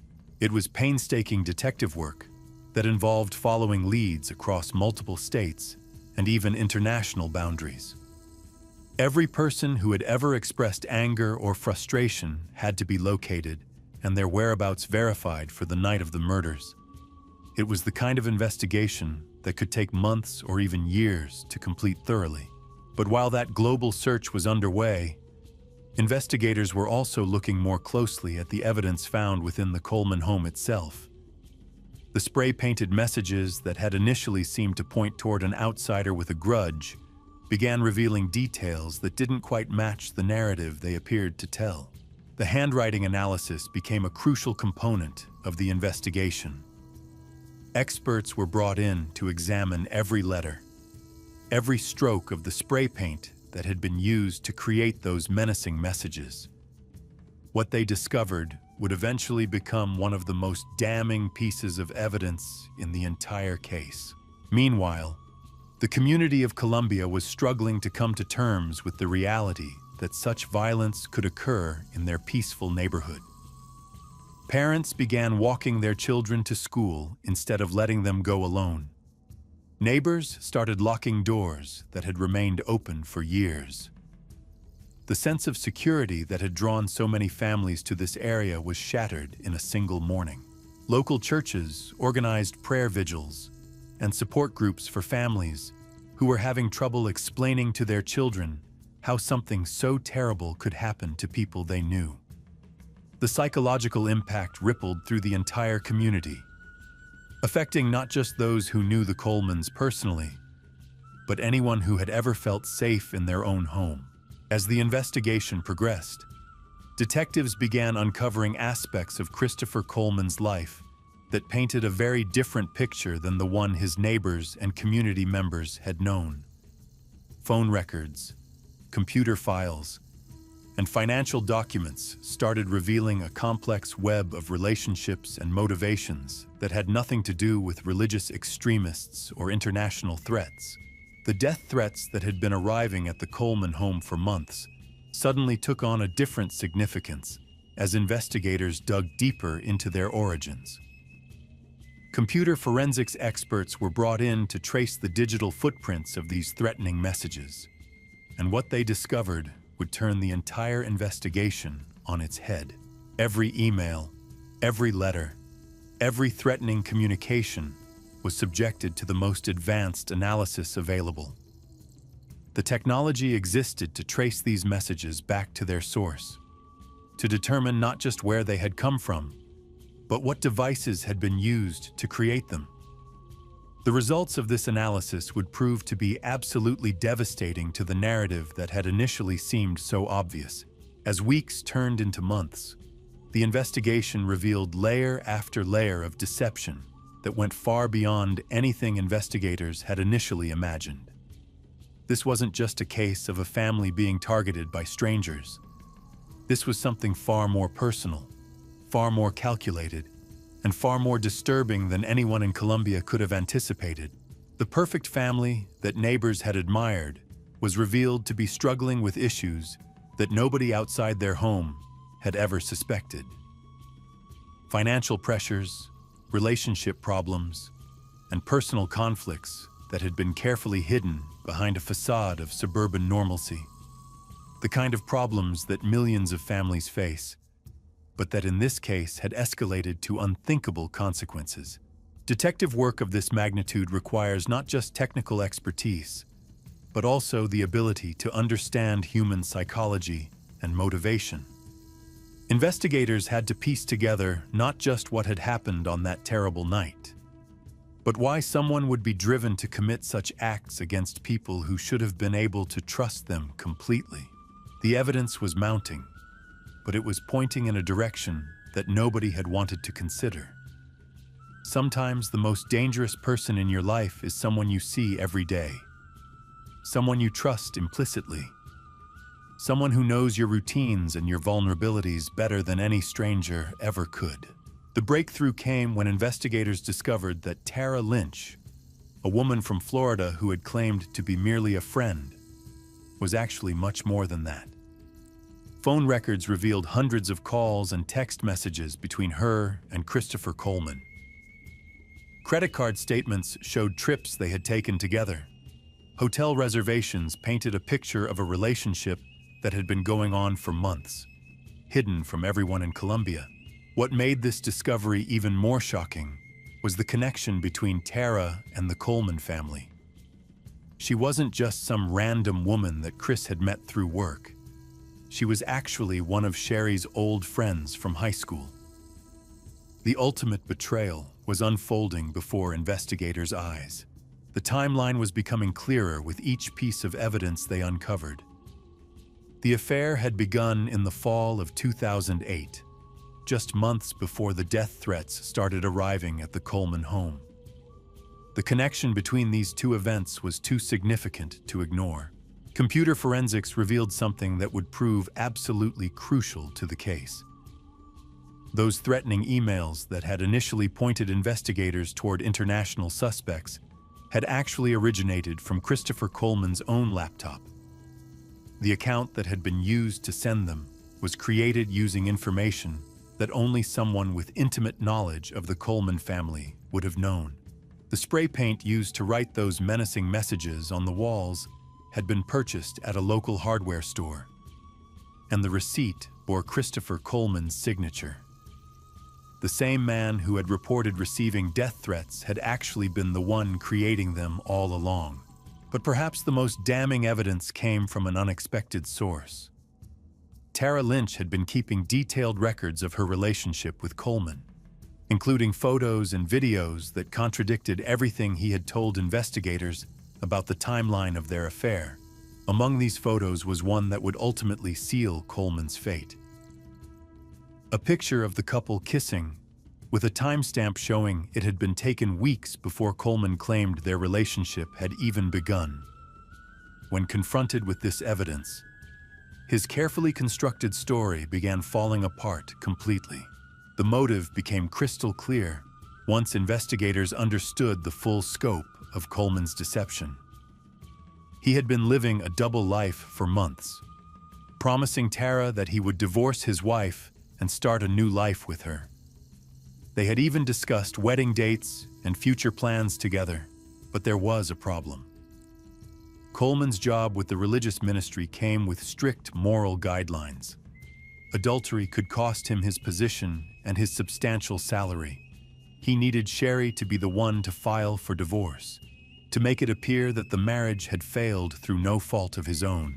When Sherry discovered the affair but refused to divorce him, Coleman found himself trapped. He couldn't marry Tara without losing his job, but he couldn't continue the deception indefinitely either. The pressure was mounting from all sides, and he began planning what he believed would be the perfect solution. The death threats served multiple purposes in his scheme. They established a pattern of outside danger that would provide an obvious suspect when the murders occurred. They also gave him an excuse to install security cameras in his home, which he could later claim had malfunctioned or been tampered with. On the night of May 4th, Coleman put his plan into action. While his family slept, he methodically ended their lives, then spent time creating the crime scene that would support his story. The spray-painted messages, the open window, the missing security footage. Every detail had been calculated to point investigators away from him. The autopsy results revealed the true horror of what had happened that night. Sherry had fought for her life, sustaining injuries that indicated a violent struggle. Her 2 young sons had been killed in their beds, never having a chance to defend themselves or escape. Physical evidence on Coleman's body told the story of that final confrontation with his wife. Scratches on his arms matched the defensive wounds found on Sherry's hands.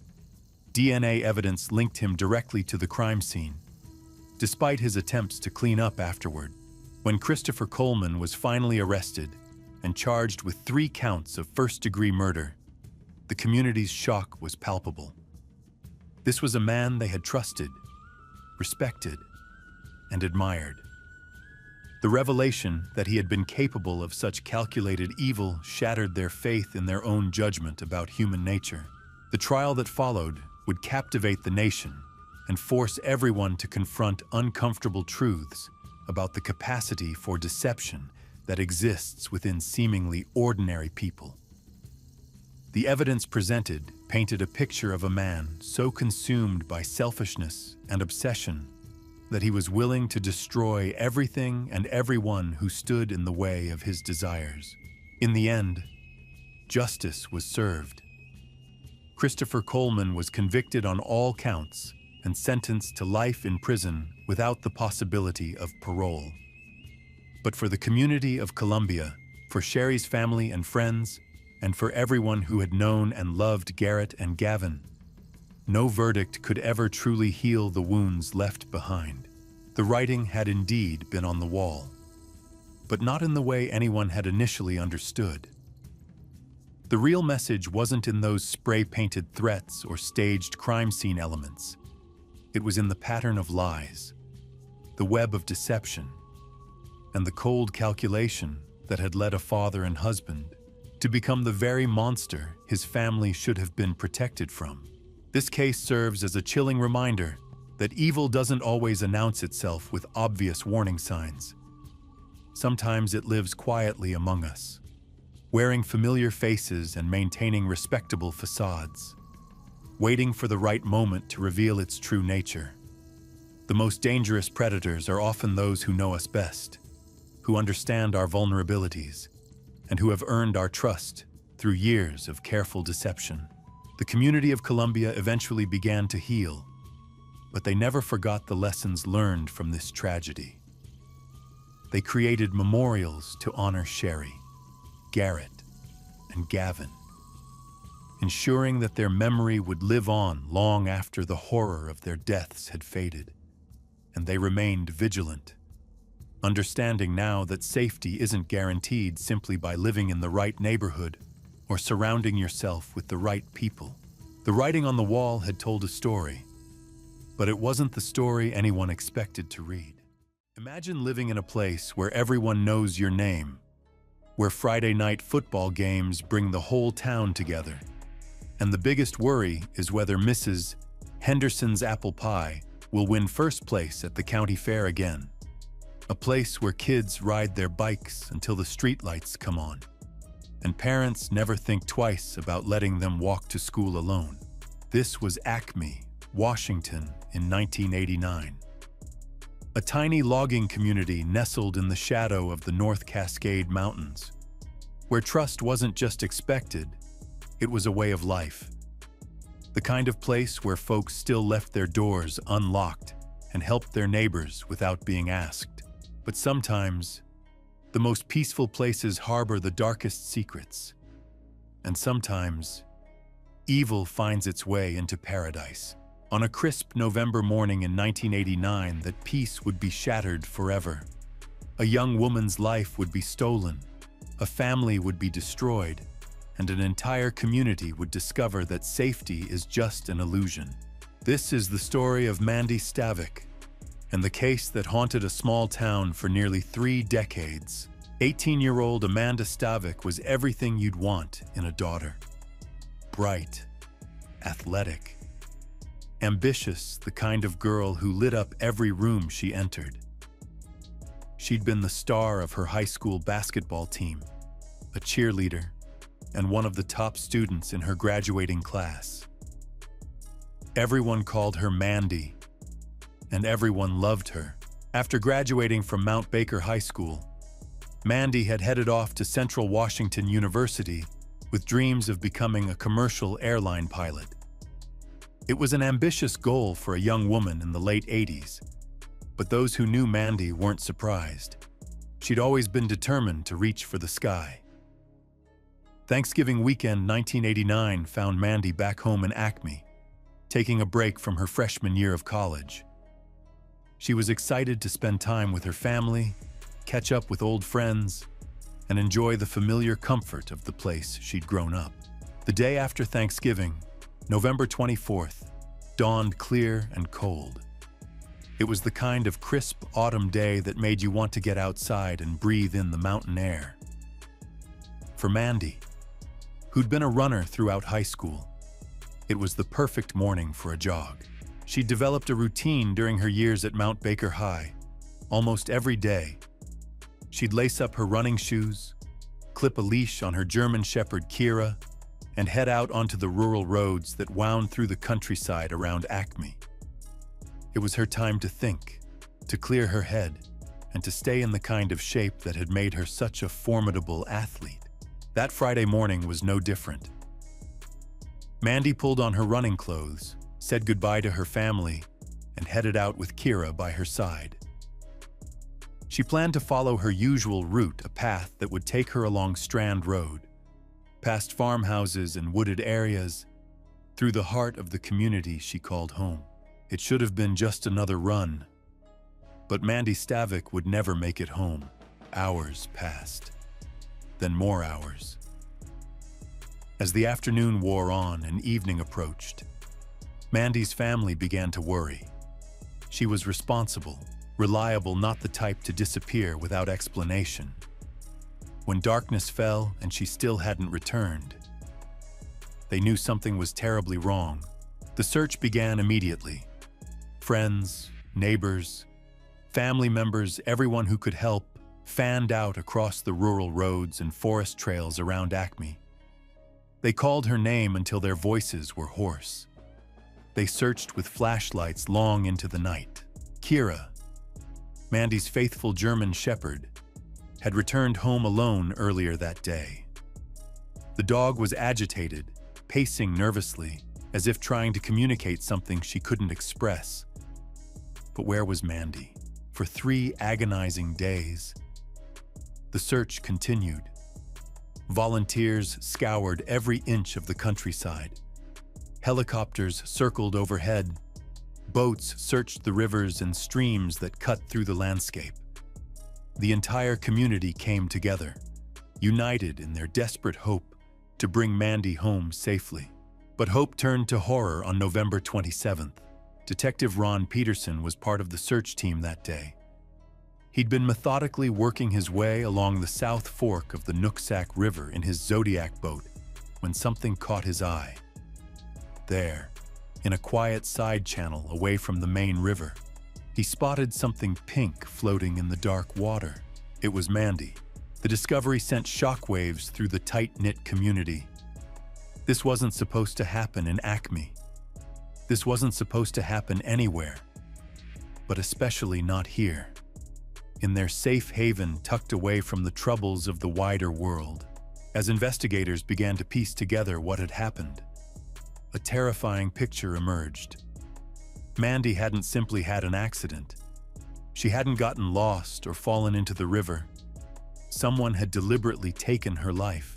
The evidence suggested that Mandy had been abducted while out on her run, likely by someone in a vehicle. She was too fast a runner to be caught on foot. Investigators reasoned her attacker had probably used a weapon to force her compliance, then taken her to a location several miles from her jogging route. What happened next was every parent's worst nightmare. Mandy had been sexually assaulted, but she hadn't given up without a fight. Scratches on her arms and legs suggested she'd tried to escape, running through blackberry bushes in a desperate attempt to get away from her attacker. In the end, her efforts weren't enough. Her killer had caught up with her, knocked her unconscious, and then placed her in the river to ensure she wouldn't survive. For Detective Peterson, who had children of his own, the case was deeply personal. As he recovered Mandy's body from the cold water, he whispered words that no parent should ever have to say. The memory of that moment would stay with him for the rest of his life. The investigation that followed was intense and thorough. Tips poured in from concerned citizens. Police interviewed dozens of potential suspects. They looked at everyone from local drifters to Mandy's own boyfriend, methodically working to rule out each possibility. One early person of interest was David Succi, a transient who'd been seen in the area on the day of Mandy's disappearance. But when investigators obtained his DNA, it didn't match evidence found at the crime scene. In fact, despite collecting DNA samples from 30 different men in the area, investigators came up empty. None of the samples matched.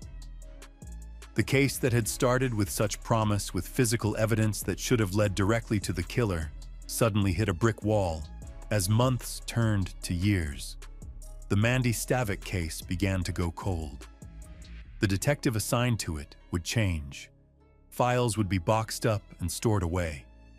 The daily urgency that had driven the investigation would fade, but the impact on the community never did. In a place like Acme, everyone knew everyone. Mandy's murder didn't just take away a beloved daughter, sister, and friend. It stole something more fundamental, the sense of security that had defined life in this small town.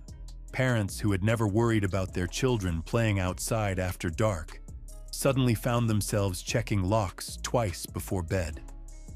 Runners who had felt safe on the rural roads began looking over their shoulders. The easy trust that had been the foundation of community life was replaced by a nagging fear that the killer was still out there, still among them. Years passed, a decade, then another. The case remained officially open, but with each passing year, it seemed less likely that justice would ever be served. Mandy's family never stopped hoping, never stopped asking questions, but even they began to wonder if they would ever know the truth about what happened to their daughter. 25 years would pass before everything changed. 25 years before a casual conversation at a water park would crack the case wide open. 25 years before the people of Acme would finally learn that the monster they'd feared was someone they'd known all along. The breakthrough came from the most unlikely source imaginable. Two mothers, sitting on the grass at a local water park, watching their children splash down slides and play in the summer sun. They barely knew each other, these women, Heather Backstrom and Marilee Anderson, but they shared a connection that went back decades to their high school years at Mount Baker High. It was June 2013, and somehow the conversation turned to Mandy Stavik. Maybe it was the way the sunlight caught the water, or the sound of children laughing, that made them think of innocence lost, whatever prompted it. When Mandy's name came up, both women felt something stir inside them, a recognition, a shared suspicion they'd carried in silence for far too long.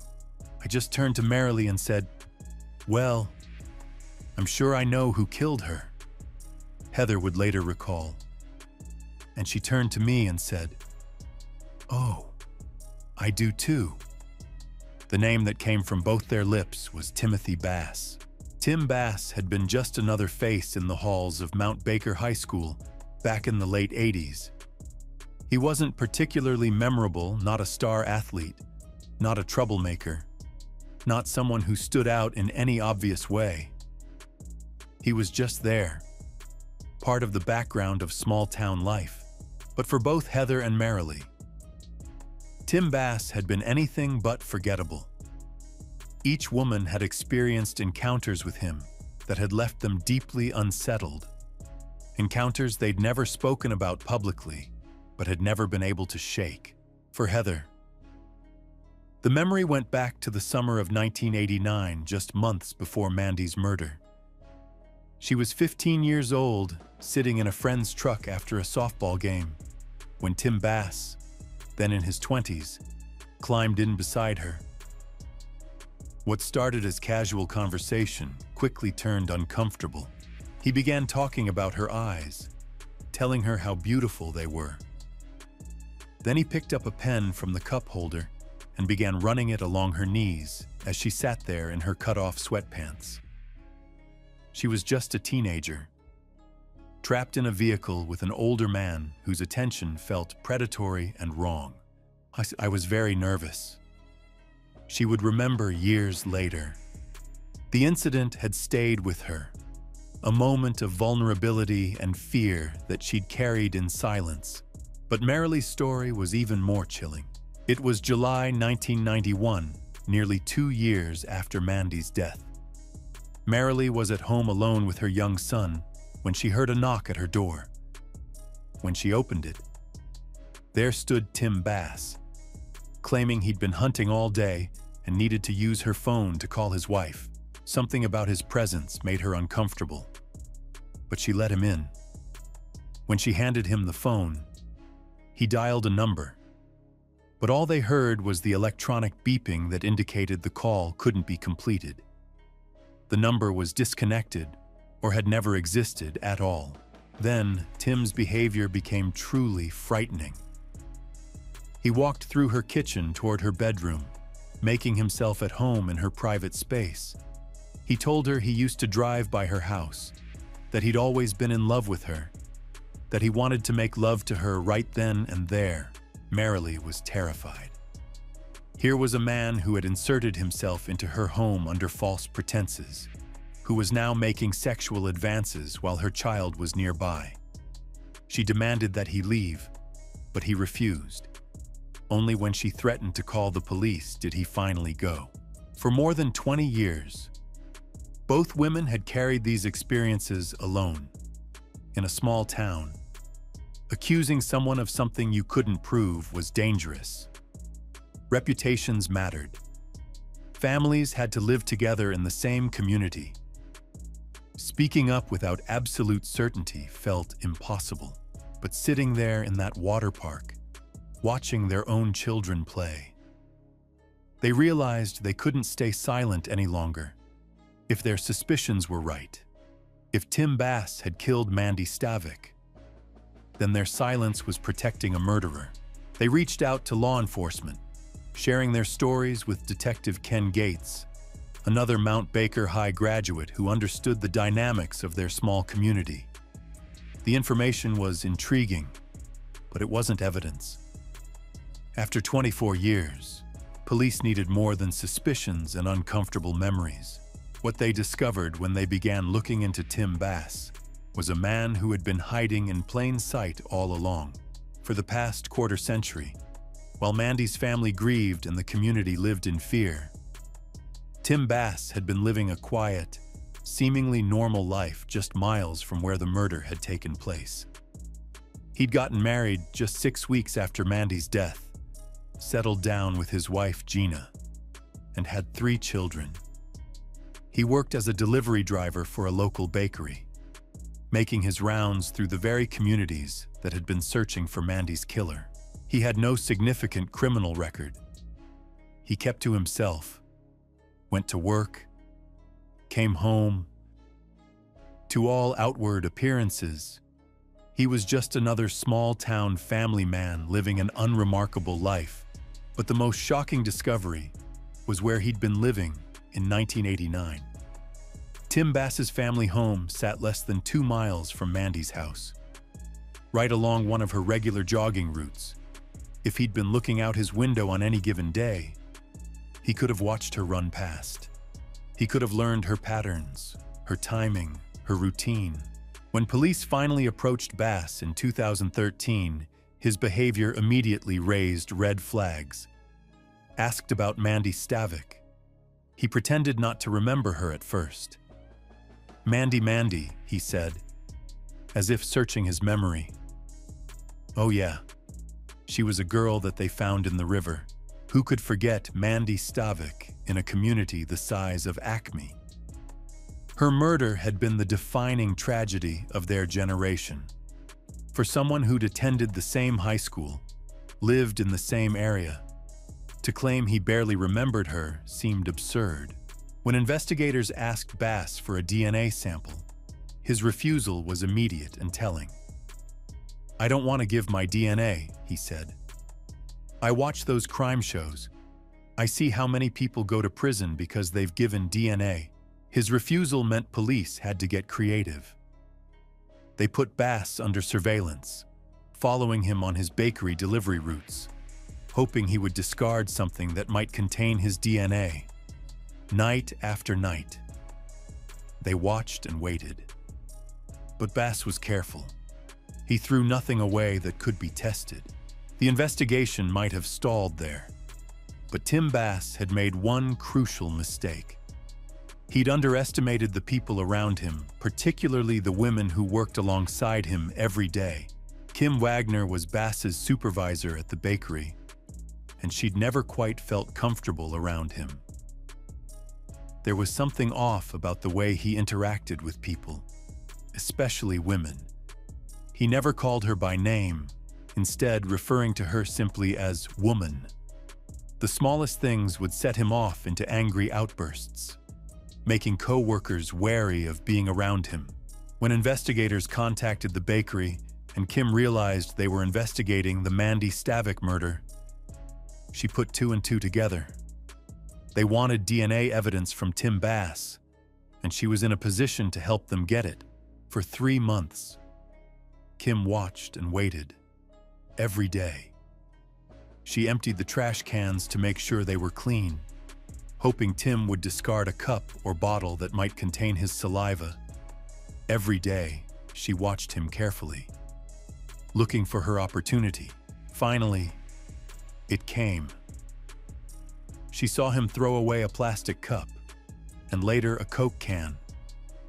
Her heart was racing as she retrieved the items, knowing that she might be handling evidence that could solve one of the most notorious crimes in the region's history. She hid the items in her desk drawer until she could turn them over to police. The wait for test results felt endless. But when Detective Kevin Bowie finally got the call from the state crime lab, the words he heard changed everything. "We've got a match." 28 years after Mandy Stavik's murder, police finally had their killer. The arrest of Timothy Bass on December 12, 2017, sent shockwaves through the community that had waited so long for answers. As Detective Bowie placed the handcuffs on the 50-year-old delivery driver in the bakery parking lot, the weight of nearly 3 decades seemed to lift from the shoulders of everyone who had never forgotten Mandy Stavik. But having a suspect and proving guilt in court are two very different things. Bass maintained his innocence, and his defense team was prepared to fight every piece of evidence the prosecution presented. When confronted with the DNA match, Bass's story began to evolve in ways that shocked even seasoned investigators.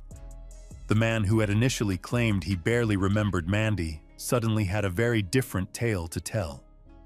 He now insisted that he and Mandy had been having a secret affair, that their encounter had been consensual. It was a desperate gambit, one that required the jury to believe that an 18-year-old college freshman would have willingly engaged in a relationship with a man she'd never been seen with, never called, never mentioned to family or friends. The defense argued that DNA evidence only proved contact had occurred, not that a crime had been committed. But the prosecution had more than just DNA. They had a pattern of behavior that painted a disturbing picture of Timothy Bass. His own family members took the stand against him, describing a man who had shown disturbing attitudes toward women throughout his life.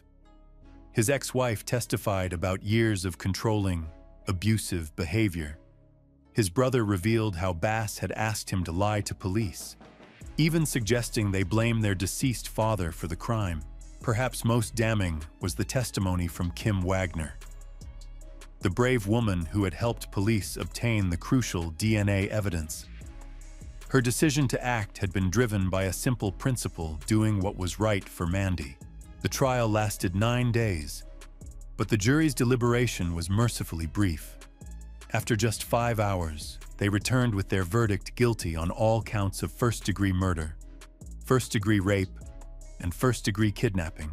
29 years and 6 months after Mandy Stavik was found floating in the Nooksack River, justice had finally been served. At his sentencing, Bass continued to proclaim his innocence, but Judge Evan Chaffee was unmoved. He sentenced Bass to nearly 27 years in prison, ensuring that the man who had stolen so much from so many would spend the rest of his meaningful life behind bars. For Mandy's family, the verdict brought a mixture of relief and continued grief. Her mother, Mary, who had spent decades wondering if she would ever see justice for her daughter, finally had her answer. Her sister, Molly, who had carried the pain of loss for so long, could finally begin to heal. But perhaps the most profound impact was felt by the community of Acme itself. The arrest and conviction of Timothy Bass didn't just solve a murder case. It gave back something that had been stolen from them nearly 30 years earlier. The fear that had shadowed their daily lives, the suspicion that had tainted their interactions, the loss of innocence that had changed their community forever. None of that could be completely undone, but they could finally stop looking over their shoulders. They could finally trust that the monster who had walked among them was where he belonged. The case of Mandy Stavik became more than just a murder investigation.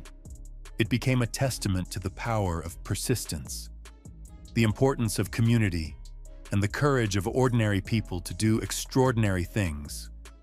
From Detective Bowie, who never gave up on a case that others had written off, to Kim Wagner, who risked her own safety to help catch a killer, to the two mothers at a water park who finally found the courage to speak up.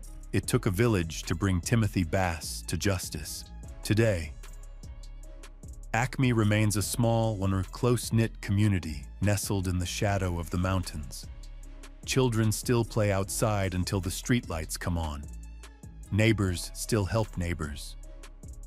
And while the scars of November 1989 will never completely fade, the people of this town have reclaimed something precious, the knowledge that evil may find its way into paradise.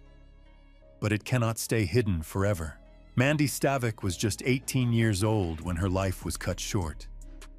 But her legacy lives on in the justice that was finally served and in the community that never forgot her name. In the end, love proved stronger than fear, truth more powerful than lies, and justice, though delayed, would not be denied. This was the case no one could forget, and now, finally, no one has to. Shirley Seitz grew up in northern Alabama, a region known for its small churches lining the roads and the sounds of gospel music filling Sunday mornings. She was raised in a working-class, faith-driven family that valued giving over taking and encouraged living life with purpose, kindness, and passion for music. From an early age, Shirley was captivated by music and ministry. Those who knew her spoke of her as a warm, charismatic woman whose voice could inspire and comfort everyone who heard it. Her favorite hymn, Amazing Grace, was more than a song to her. It was how she approached life. She embodied the qualities of an evangelist, someone who didn't just preach the word, but lived it, demonstrating compassion and service daily. Shirley not only kept her faith, but also actively participated in pastoral activities. She traveled to churches and gatherings across the region, not as a celebrity or famous singer, but as someone who connected sincerely with others. Her storytelling brought scripture to life, and her presence in the room was unforgettable. However, Shirley's life wasn't without challenges. Despite her deep faith, she experienced difficulties, particularly in her relationships. She had been married several times, enduring the heartbreak of failed relationships that ended in disappointment or disillusionment. Nonetheless, she remained hopeful and never stopped believing in love. Her family admired her perseverance in always seeing the good in people, even when others did not see it. By the time Shirley met Michael Vollschlager, she was in her 50s. Her children were grown, and she had recently inherited a significant sum following the death of her previous husband, providing her with financial stability for the first time. While she wasn't looking for a fairy tale romance, she sought a partnership built on trust, respect, and shared faith. Michael entered her life with charm and confidence. A chiropractor by profession, he had practiced in Florida and claimed to have helped many through his work. Known as Dr. Mike, he projected an image of purpose and refinement that resonated with Shirley's values. He shared stories of past struggles and emphasized his Christian beliefs. To Shirley, who had always seen herself as a healer, Michael seemed like someone deserving of redemption, and she wanted to give him that chance. In the early days of their relationship, Shirley appeared happy. She and Michael married after just 3 months of courtship. However, her family, particularly her daughter and brothers, expressed concerns about the rapid pace of the relationship and Michael's financial instability, failed past relationships, and lack of a steady job.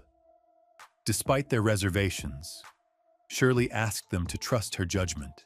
After their marriage, Shirley and Michael moved into a small house in Loxley, South Alabama, on a street with the charming name Camelot. For Shirley, the name symbolized hope for a lifetime of happiness. She sought to create a peaceful life filled with prayer, music, and visits from loved ones. Shirley supported Michael financially in the beginning, covering expenses for their home, furniture, and vehicle, viewing these as acts of love rather than burdens. Despite their initial concerns, Shirley's family tried to welcome Michael. They joined the couple for meals, family celebrations, and holidays. Shirley's mother Myrtle, her daughter Sharon, and her brother Ricky stayed closely connected through frequent visits and calls. Shirley had always been the emotional anchor of the family, making each member feel valued and appreciated.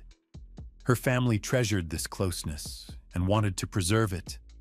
Even after she remarried, Shirley was a steadfast presence in her community, continuing to lead worship services and provide spiritual guidance to those who turned to her. She was rarely seen in public without a smile, staying true to the principles that had always defined her: honesty, humility, and forgiveness. Her conversations with family were often filled with scripture and warm words of encouragement. Even during difficult moments or when she felt overwhelmed, she worked hard to shield those around her from her struggles. However, over time, the family began to notice small but noticeable changes in Shirley. Her voice, once strong and self-assured, began to waver. Her energy seemed drained, and she spoke differently about her life at home. Although she never directly criticized her husband, small comments hinted at financial pressures or emotional fatigue. True to her nature, Shirley kept most of her worries to herself, not wanting to burden others. To her family, she still seemed like a woman determined to make her relationship work. A woman holding on to faith in love, despite having gone through 4 previous marriages. She still gives her time, resources, faith, and trust to others. Yet, none of them could have foreseen the storm ahead. Even as doubt began to creep into their minds, they had no way of imagining the tragedy that would soon unfold. On the surface, Shirley and Michael appear to be an ordinary couple, living peacefully in a small town in Alabama. However, behind the closed doors, tensions were escalating, slowly at first. Then, with alarming intensity, Shirley's family began feeling uneasy after her marriage to Michael. Their concerns weren't based on mere suspicion, but on clear changes they observed. Shirley, once vibrant with joy and spiritual energy, seemed to be retreating from her old self. Her phone calls became less frequent. She stopped visiting her family as frequently, and her daughter Sharon noticed how she avoided questions about Michael and their finances. Unbeknownst to her family, Shirley had been almost entirely supporting Michael. He had no steady job or reliable source of income, yet his financial demands continued to grow. Shirley used the life insurance money from her late husband to sustain their life together, paying for their home, buying him a truck, and helping him with overdue bills. What began as generosity on Shirley's part eventually turned into an expectation, and finally, an obligation. As the financial strain increased, emotional distance followed. Michael began pressuring Shirley for more money, and while she initially resisted quietly, her unease began to show. In conversations with her daughter and mother, she cautiously shared her concerns. In a phone call, she mentioned that Michael was very upset when she brought up the bills. However, her reluctance to elaborate left her family unaware of the full extent of the trouble. The last time Shirley was seen alive was March 21, 2010.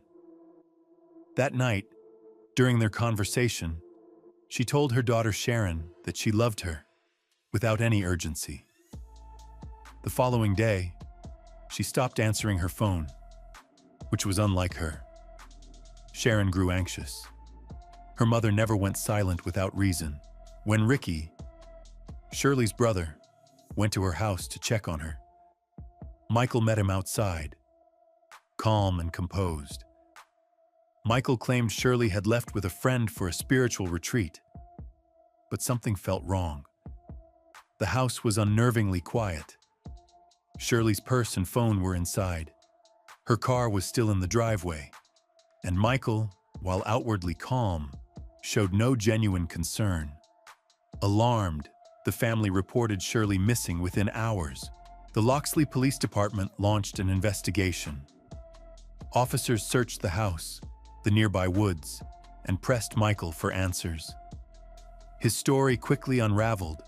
Initially, he said Shirley had gone out alone. Later, he claimed she had left with someone from church, but he couldn't name anyone or explain why her belongings had been left behind.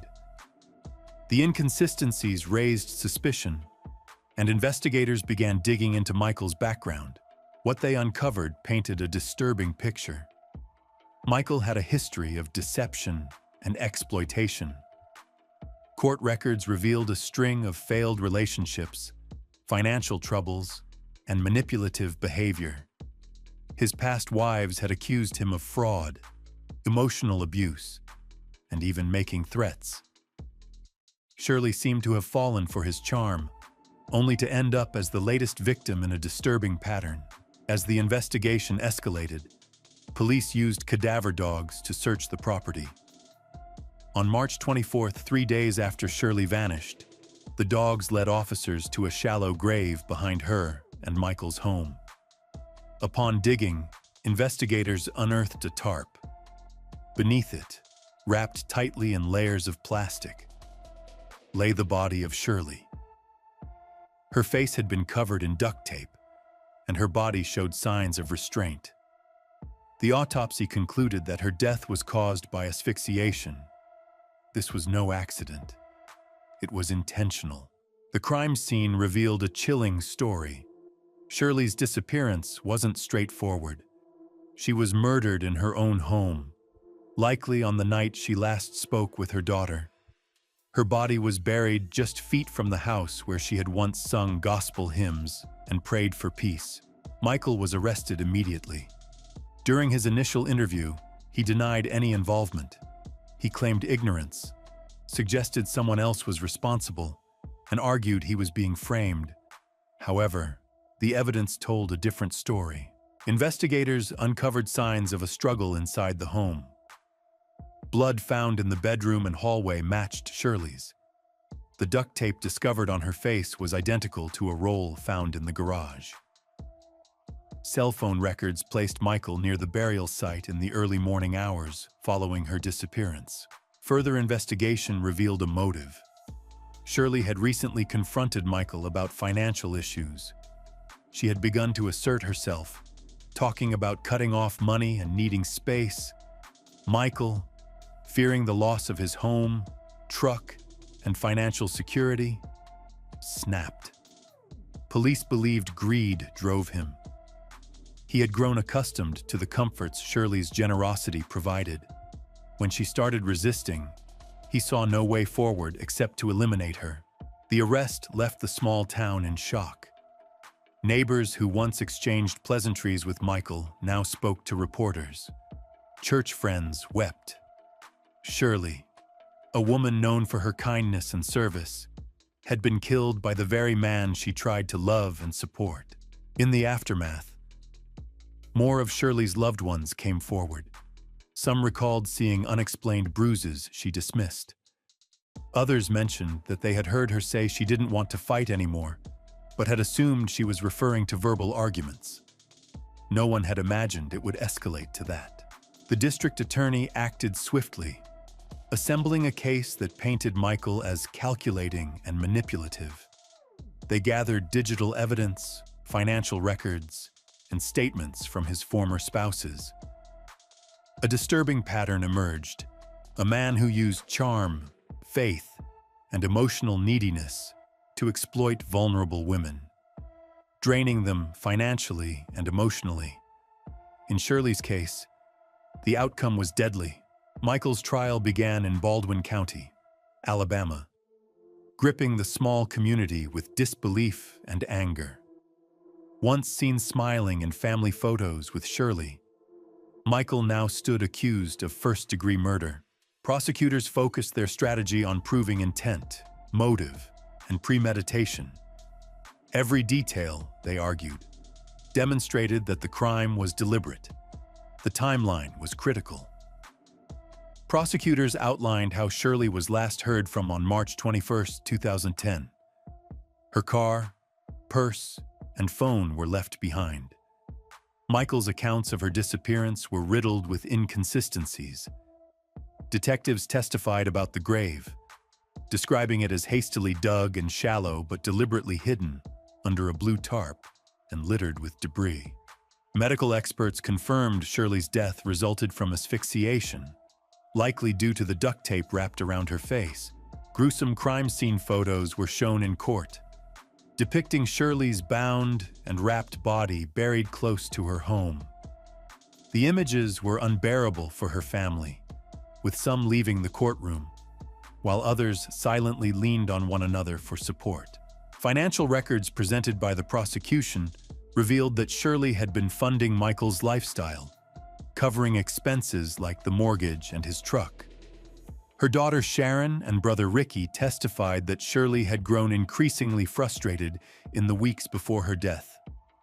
She had started setting boundaries, saying no more often, and shared that she was contemplating changes in her life.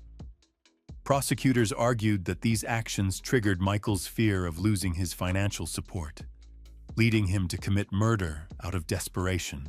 This case struck the core of the close-knit community, as neighbors mourned the loss of Shirley, generous, loving, and undeserving of what happened. Michael's defense team presented an alternative perspective. While they didn't dispute that Shirley was dead or that her body was discovered on Michael's property, they argued that her death wasn't premeditated. They claimed the tragedy resulted from an argument that spiraled out of control, causing Michael to act out of panic rather than calculated intent. They sought to depict him as an emotionally distraught man, overwhelmed and desperate, rather than a deliberate murderer. However, the jury also heard testimony from Michael's former spouses, which painted a vastly different and more disturbing picture. Two women described a history of manipulation in Michael's past relationships, including financial control, emotional abuse, and subtle threats. While the court carefully limited the scope of these testimonies, they underscored a consistent narrative. Michael appeared outwardly charming, but behaved very differently in private. Michael chose not to testify in his defense, leaving his legal team to rely solely on cross-examination and closing arguments to raise doubt. Ultimately, the evidence was overwhelming, the inconsistencies impossible to ignore, and the tragedy undeniable. After only a few hours of deliberation, the jury delivered its decision. Michael Wollschläger was found guilty of first-degree murder. He was sentenced to life imprisonment without the possibility of parole. For Shirley's family, the verdict brought some measure of justice, but no peace. No ruling could reverse the events or bring Shirley back. The courtroom offered something the family had sought since her disappearance: certainty. In that moment, they knew what had happened, even if it couldn't undo their loss. In Loxley, Alabama, a quiet, close-knit community, life eventually returned to its regular pace. Yet Shirley's absence left a void that could never be filled. Her death cast a long shadow over the town she had once served so faithfully. Her voice, once a source of praise and worship, lived on only in the memories of those who loved her. Shirley's family bore a layered grief. There was the pain of losing a mother, younger sister, and daughter. But there was also the agony of hindsight. They had felt uneasy about her quick marriage to Michael, worried about her silences, and ignored instincts that something was wrong. Despite all this, Shirley had never asked for help, a fact that haunted them deeply. She had always been the one others leaned on for support, for strength, and when she needed help herself, she chose to carry the burden alone. Shirley's daughter, Sharon, who used to call her mother daily, later admitted that she wished she had tried harder to visit earlier. However, her mom always gave the impression that everything was fine, even when it wasn't. Sharon's words expressed a poignant pain shared by many families of victims, a mix of loss and helplessness. In the churches where Shirley once led congregations in song, vigils were held in her memory. Beneath her photograph, candles flickered as pastors spoke of forgiveness, strength, and justice. They also stressed vigilance, warning how evil can often disguise itself with charm and kindness. Michael Wolschlager would spend the rest of his life behind bars, with no chance of parole or appeals to undo his actions. While legal justice was served, the deeper wound, the loss of Shirley and all she brought to the world, remained unhealed. Shirley lived her life rooted in faith, believing in redemption, second chances, and the goodness of others. Ironically, it was this unwavering trust that cost her everything. But it also defined her legacy. For those who loved her, it was this light, her faith, resilience, and quiet strength that they carried forward. Sports often presents us with moments that go beyond the scoreboard, moments that reveal deeper, sometimes darker, aspects. This isn't about the game-winning shot, the championship, or the fairy tale. This is about a powerful man, a video that holds more secrets than the camera can capture, and a nation's reflection on the culture behind it. It all started as a normal basketball practice at Rutgers University. Sneakers clicked on the floor, whistles blared in the gym, young players busily practicing and chasing their dreams. At the center of it all was head coach Mike Rice, strong, authoritative, and fierce. But behind the walls of the gym, something unusual happened. A video emerged. It was grainy and low quality, but its contents were unmistakable. Coach Mike Rice yelling at players, throwing basketballs at their heads and groins, grabbing their jerseys, kicking them, and shouting profanities. His behavior was no longer encouragement or love, but outright abuse, captured in disturbing detail. Then came the slurs. Homophobic insults hurled across the gym, directed at teenage athletes. At Rutgers, where such language carried a painful history, the words cut deeper than any physical harm. When the video leaked to the public, it spread rapidly, sparking outrage. Parents, students, alumni, and people everywhere were appalled. Calls for Mike Rice's firing dominated news cycles. Politicians spoke out. Even comedy shows like The Daily Show and Saturday Night Live mocked him. But beneath the satire, a serious conversation began to emerge. Was Mike Rice just a single bad coach? Or was his behavior evidence of a more systemic problem in sports culture? Up until then, Mike Rice was an obscure figure outside collegiate basketball. Overnight, he became a symbol of toxic coaching, unchecked power, and what happens when winning at all costs overshadows basic decency. New Jersey Governor Chris Christie voiced the nation's disbelief, saying that if Mike Rice had been Kobe Bryant's coach, he would have smacked the hell out of him. Soon, parents everywhere were asking a haunting question whether they would let that man coach their child. As the scandal erupted, Mike Rice vanished from the public eye, left to deal with the consequences, professionally, personally, and emotionally. He was fired, his reputation destroyed. At home, he faced his wife and children, knowing he had let them down. This story wasn't just about punishment. It became a reflection on anger, ego, toxic culture, and regret. And perhaps, in some ways, redemption. But if redemption was possible, it wouldn't come easily or quickly. Because some mistakes leave marks that time, and even apologies cannot erase. Before he became infamous as the coach who crossed the line, Mike Rice was just a kid who loved basketball. The sport was practically in his DNA. His mother had been a star college player, and his father, Mike Rice Sr., was a former coach and well-known NBA broadcaster. Mike Sr.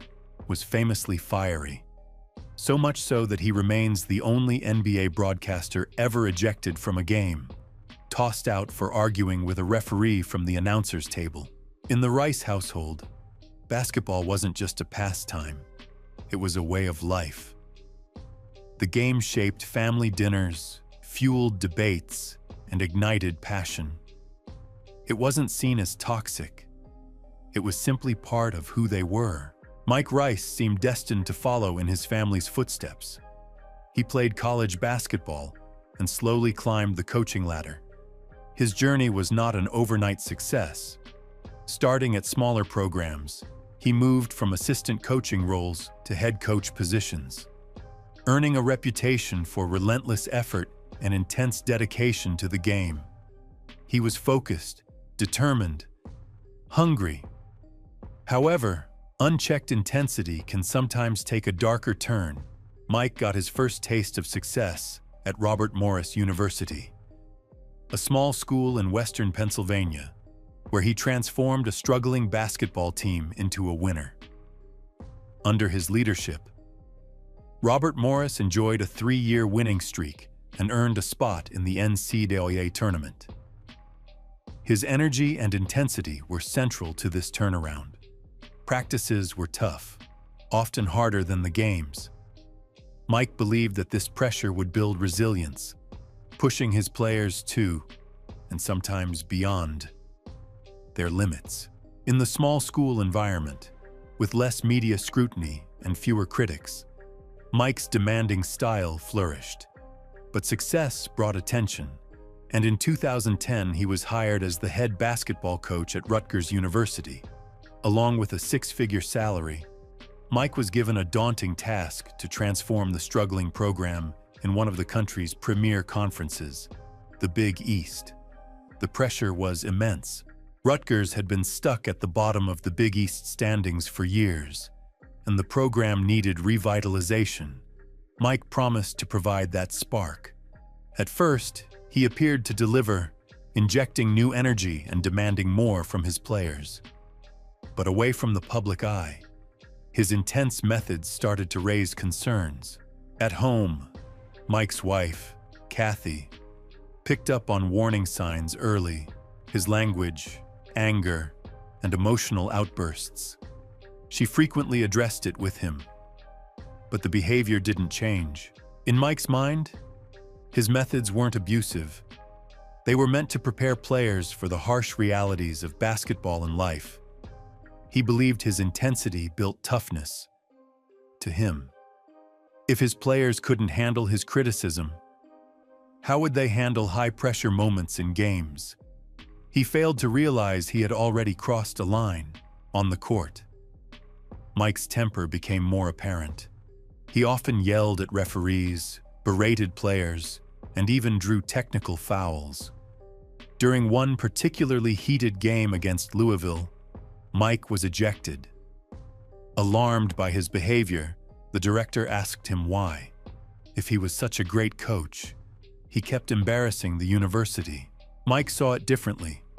Later, he said that he hadn't had an anger problem and that it was a myth.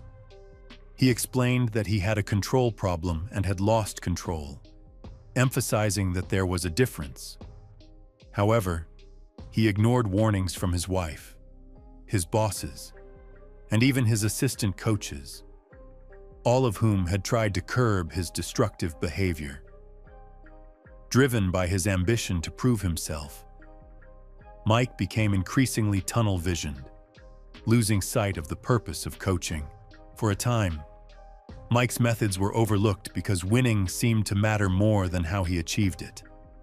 Rutgers didn't fire him, choosing instead to wait and hope his behavior would improve.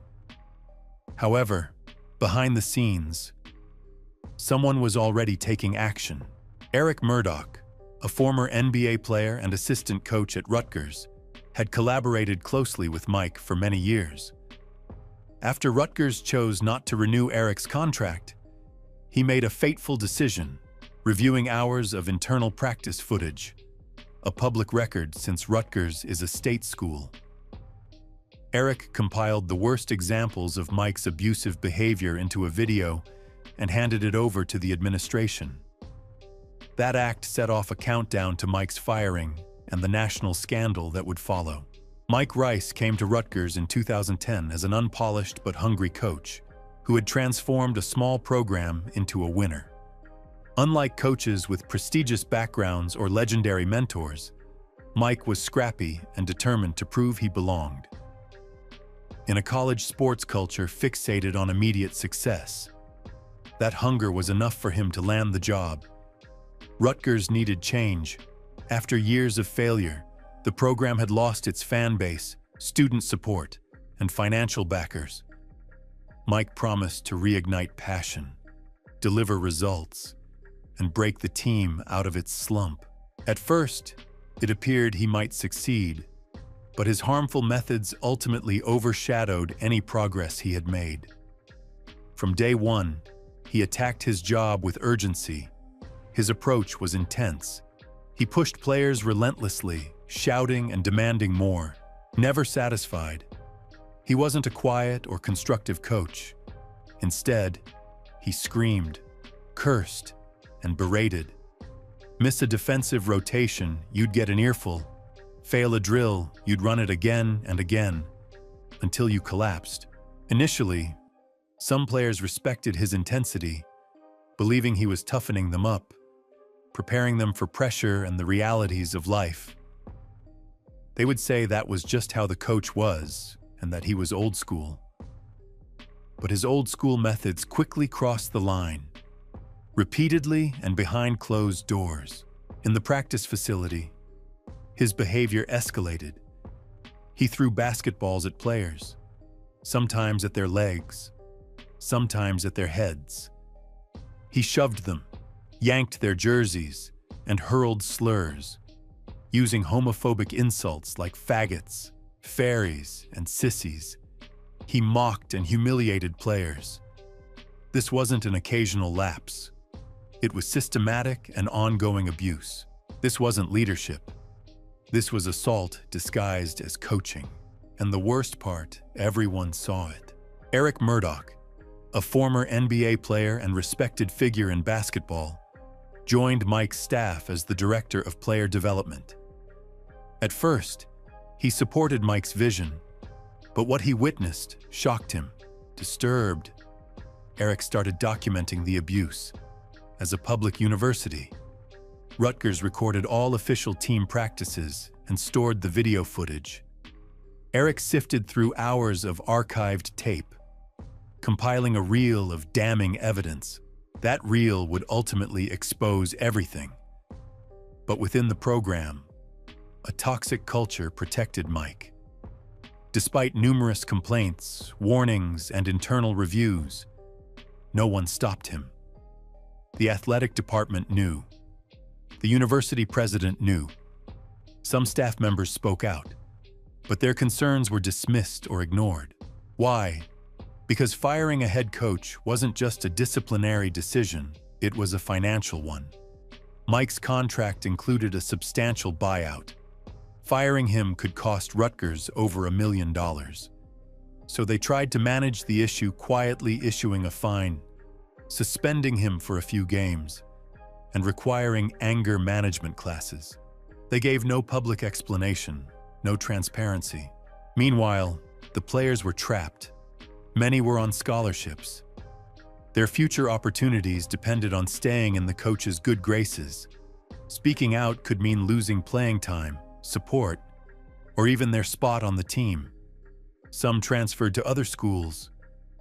Some stayed silent. A few tried to justify what was happening. The abuse continued. Mike didn't think he was doing anything wrong. In his mind, he was molding boys into men. Breaking them down would make them stronger. He saw himself as tough but fair.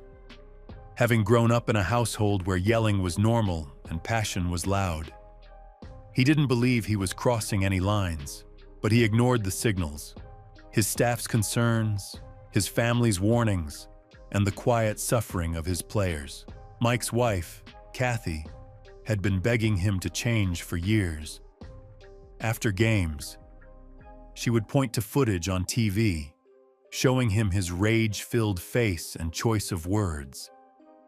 She urged him to think about their children, who were starting to hear rumors.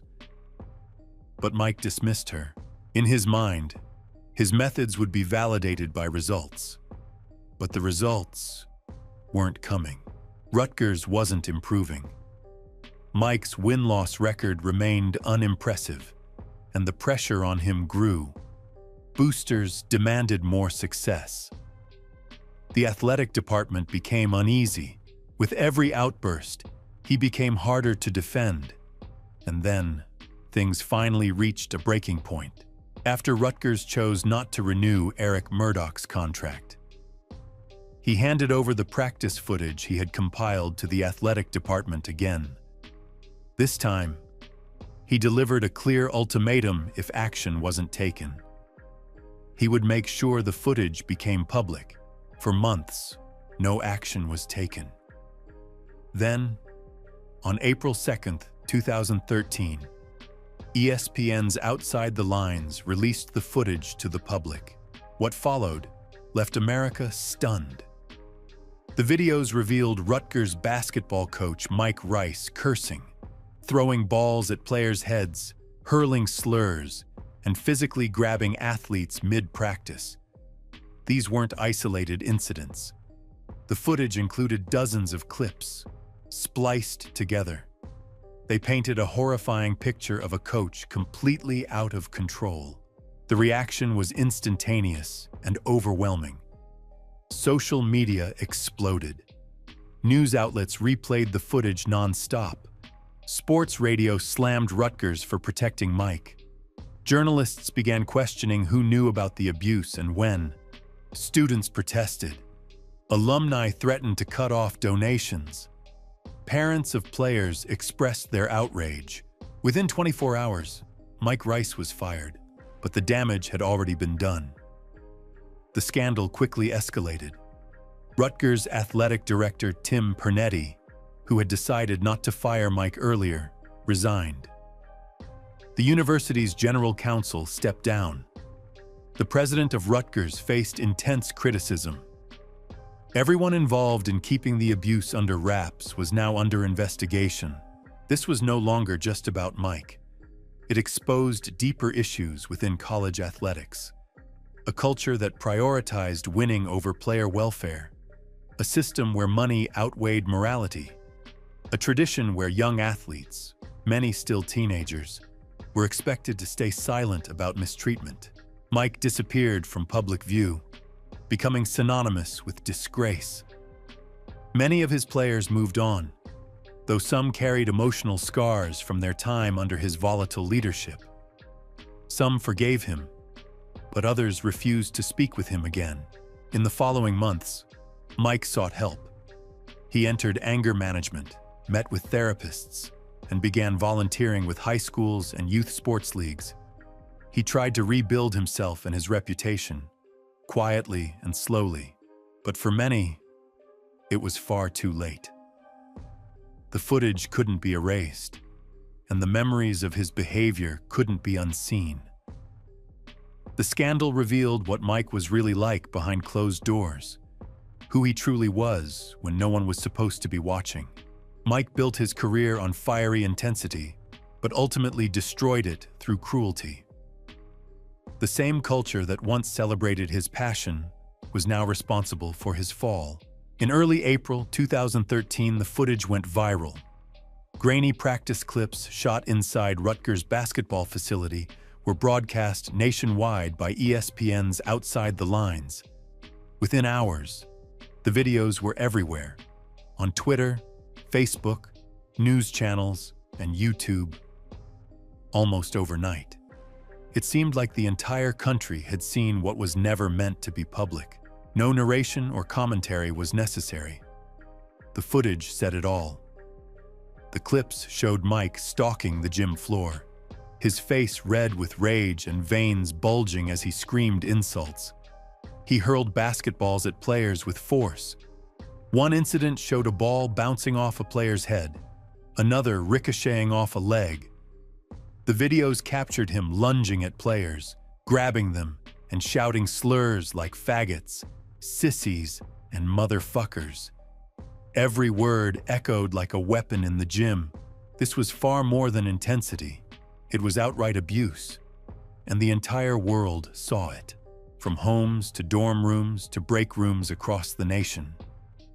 People watched the footage in disbelief. Some shook their heads in disgust. Others turned away, while some replayed the video just to reassure themselves they hadn't misinterpreted what they saw. The media responded immediately. Overnight, Mike became a national disgrace. He wasn't just a bad coach.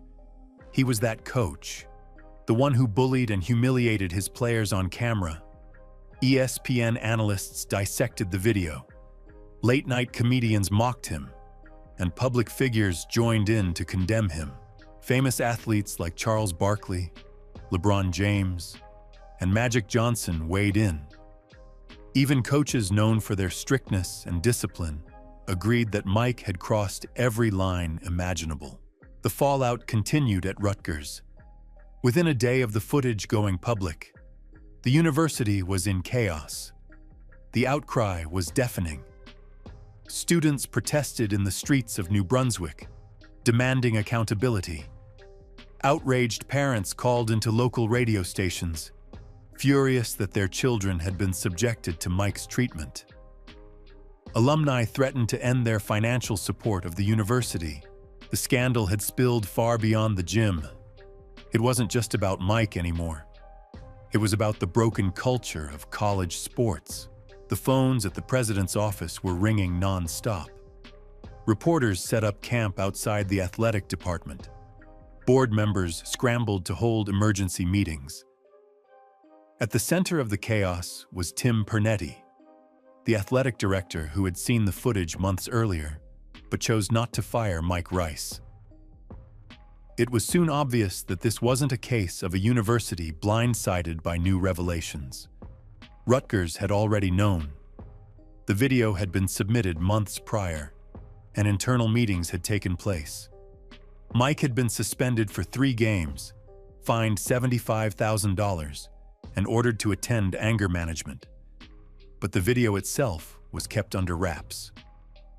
Now, that decision seemed like a deliberate cover-up. Tim Pernetti released a public statement saying that he had always tried to do what was right. But in that case, he regretted not taking stronger action sooner.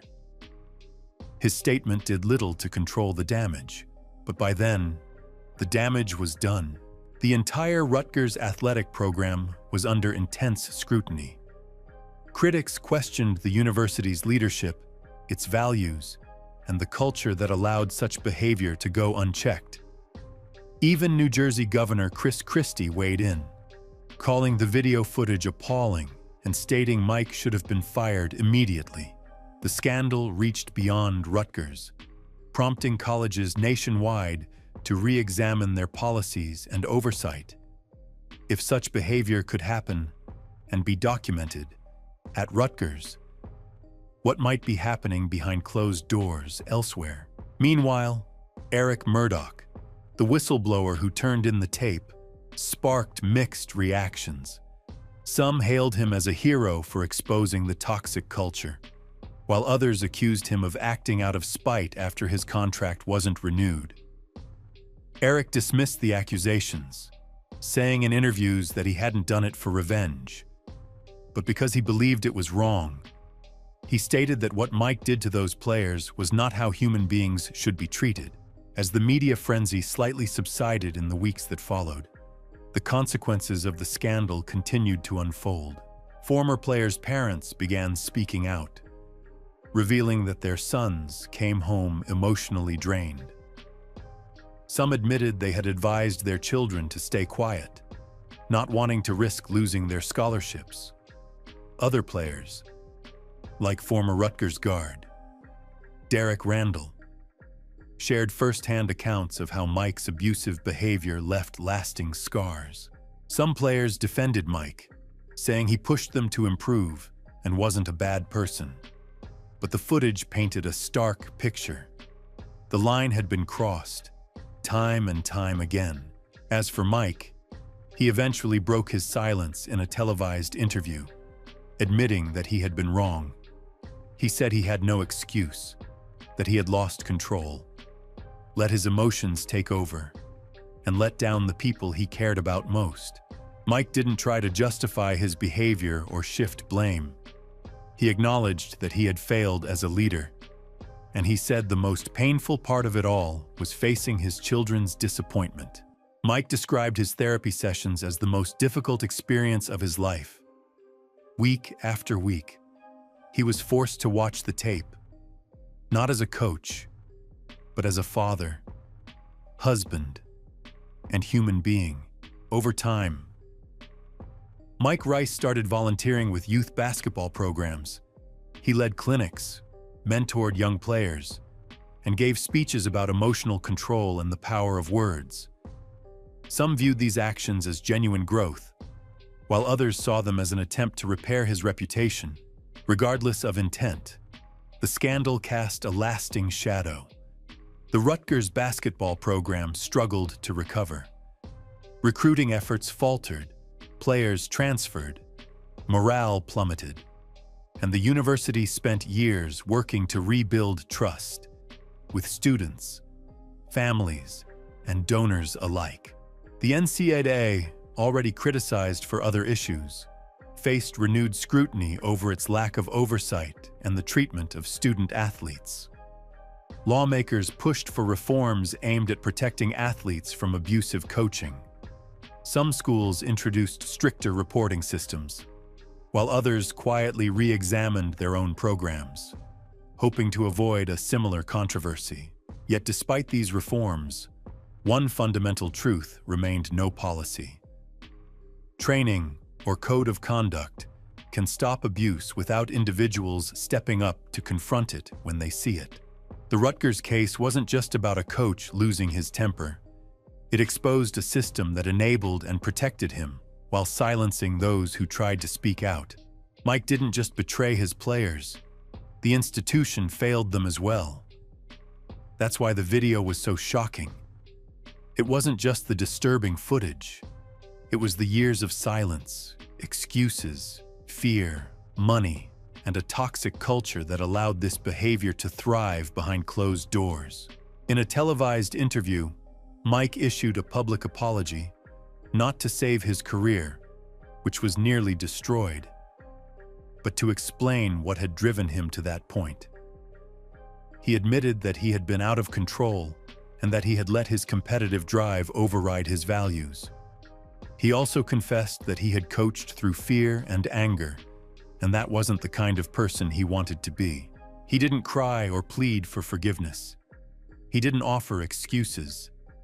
Instead, he took responsibility for his actions, acknowledging the pain he caused, especially to his players. Still, many remained skeptical. Some dismissed his remorse as calculated and insincere, a case of too little, too late. After all, how could someone who hurled slurs one year claim personal transformation the next? Former players were divided. Some privately spoke of enduring trauma, panic attacks, mistrust of authority, and memories of practices burned into their minds. Others defended Mike, arguing that he never intended harm and had helped them grow tougher and more focused. Yet even his supporters couldn't ignore the undeniable truth captured on video. This wasn't speculation. It was documented abuse. Rutgers didn't forgive him. The NCAA didn't welcome him back. No other programs reached out. His name became toxic. Parents didn't want him around their kids. Colleges avoided dealing with the questions his presence would raise. So Mike started over, not with college athletes, but with kids. He began volunteering at youth basketball camps, arriving in old sneakers and a simple t-shirt, no fancy title, no paycheck, just a whistle, a gym full of middle schoolers, and a chance to begin again with those too young to know the scandal. He taught them drills and ran warm-ups. He shared stories but also spoke about emotions, pressure, and how yelling isn't leadership.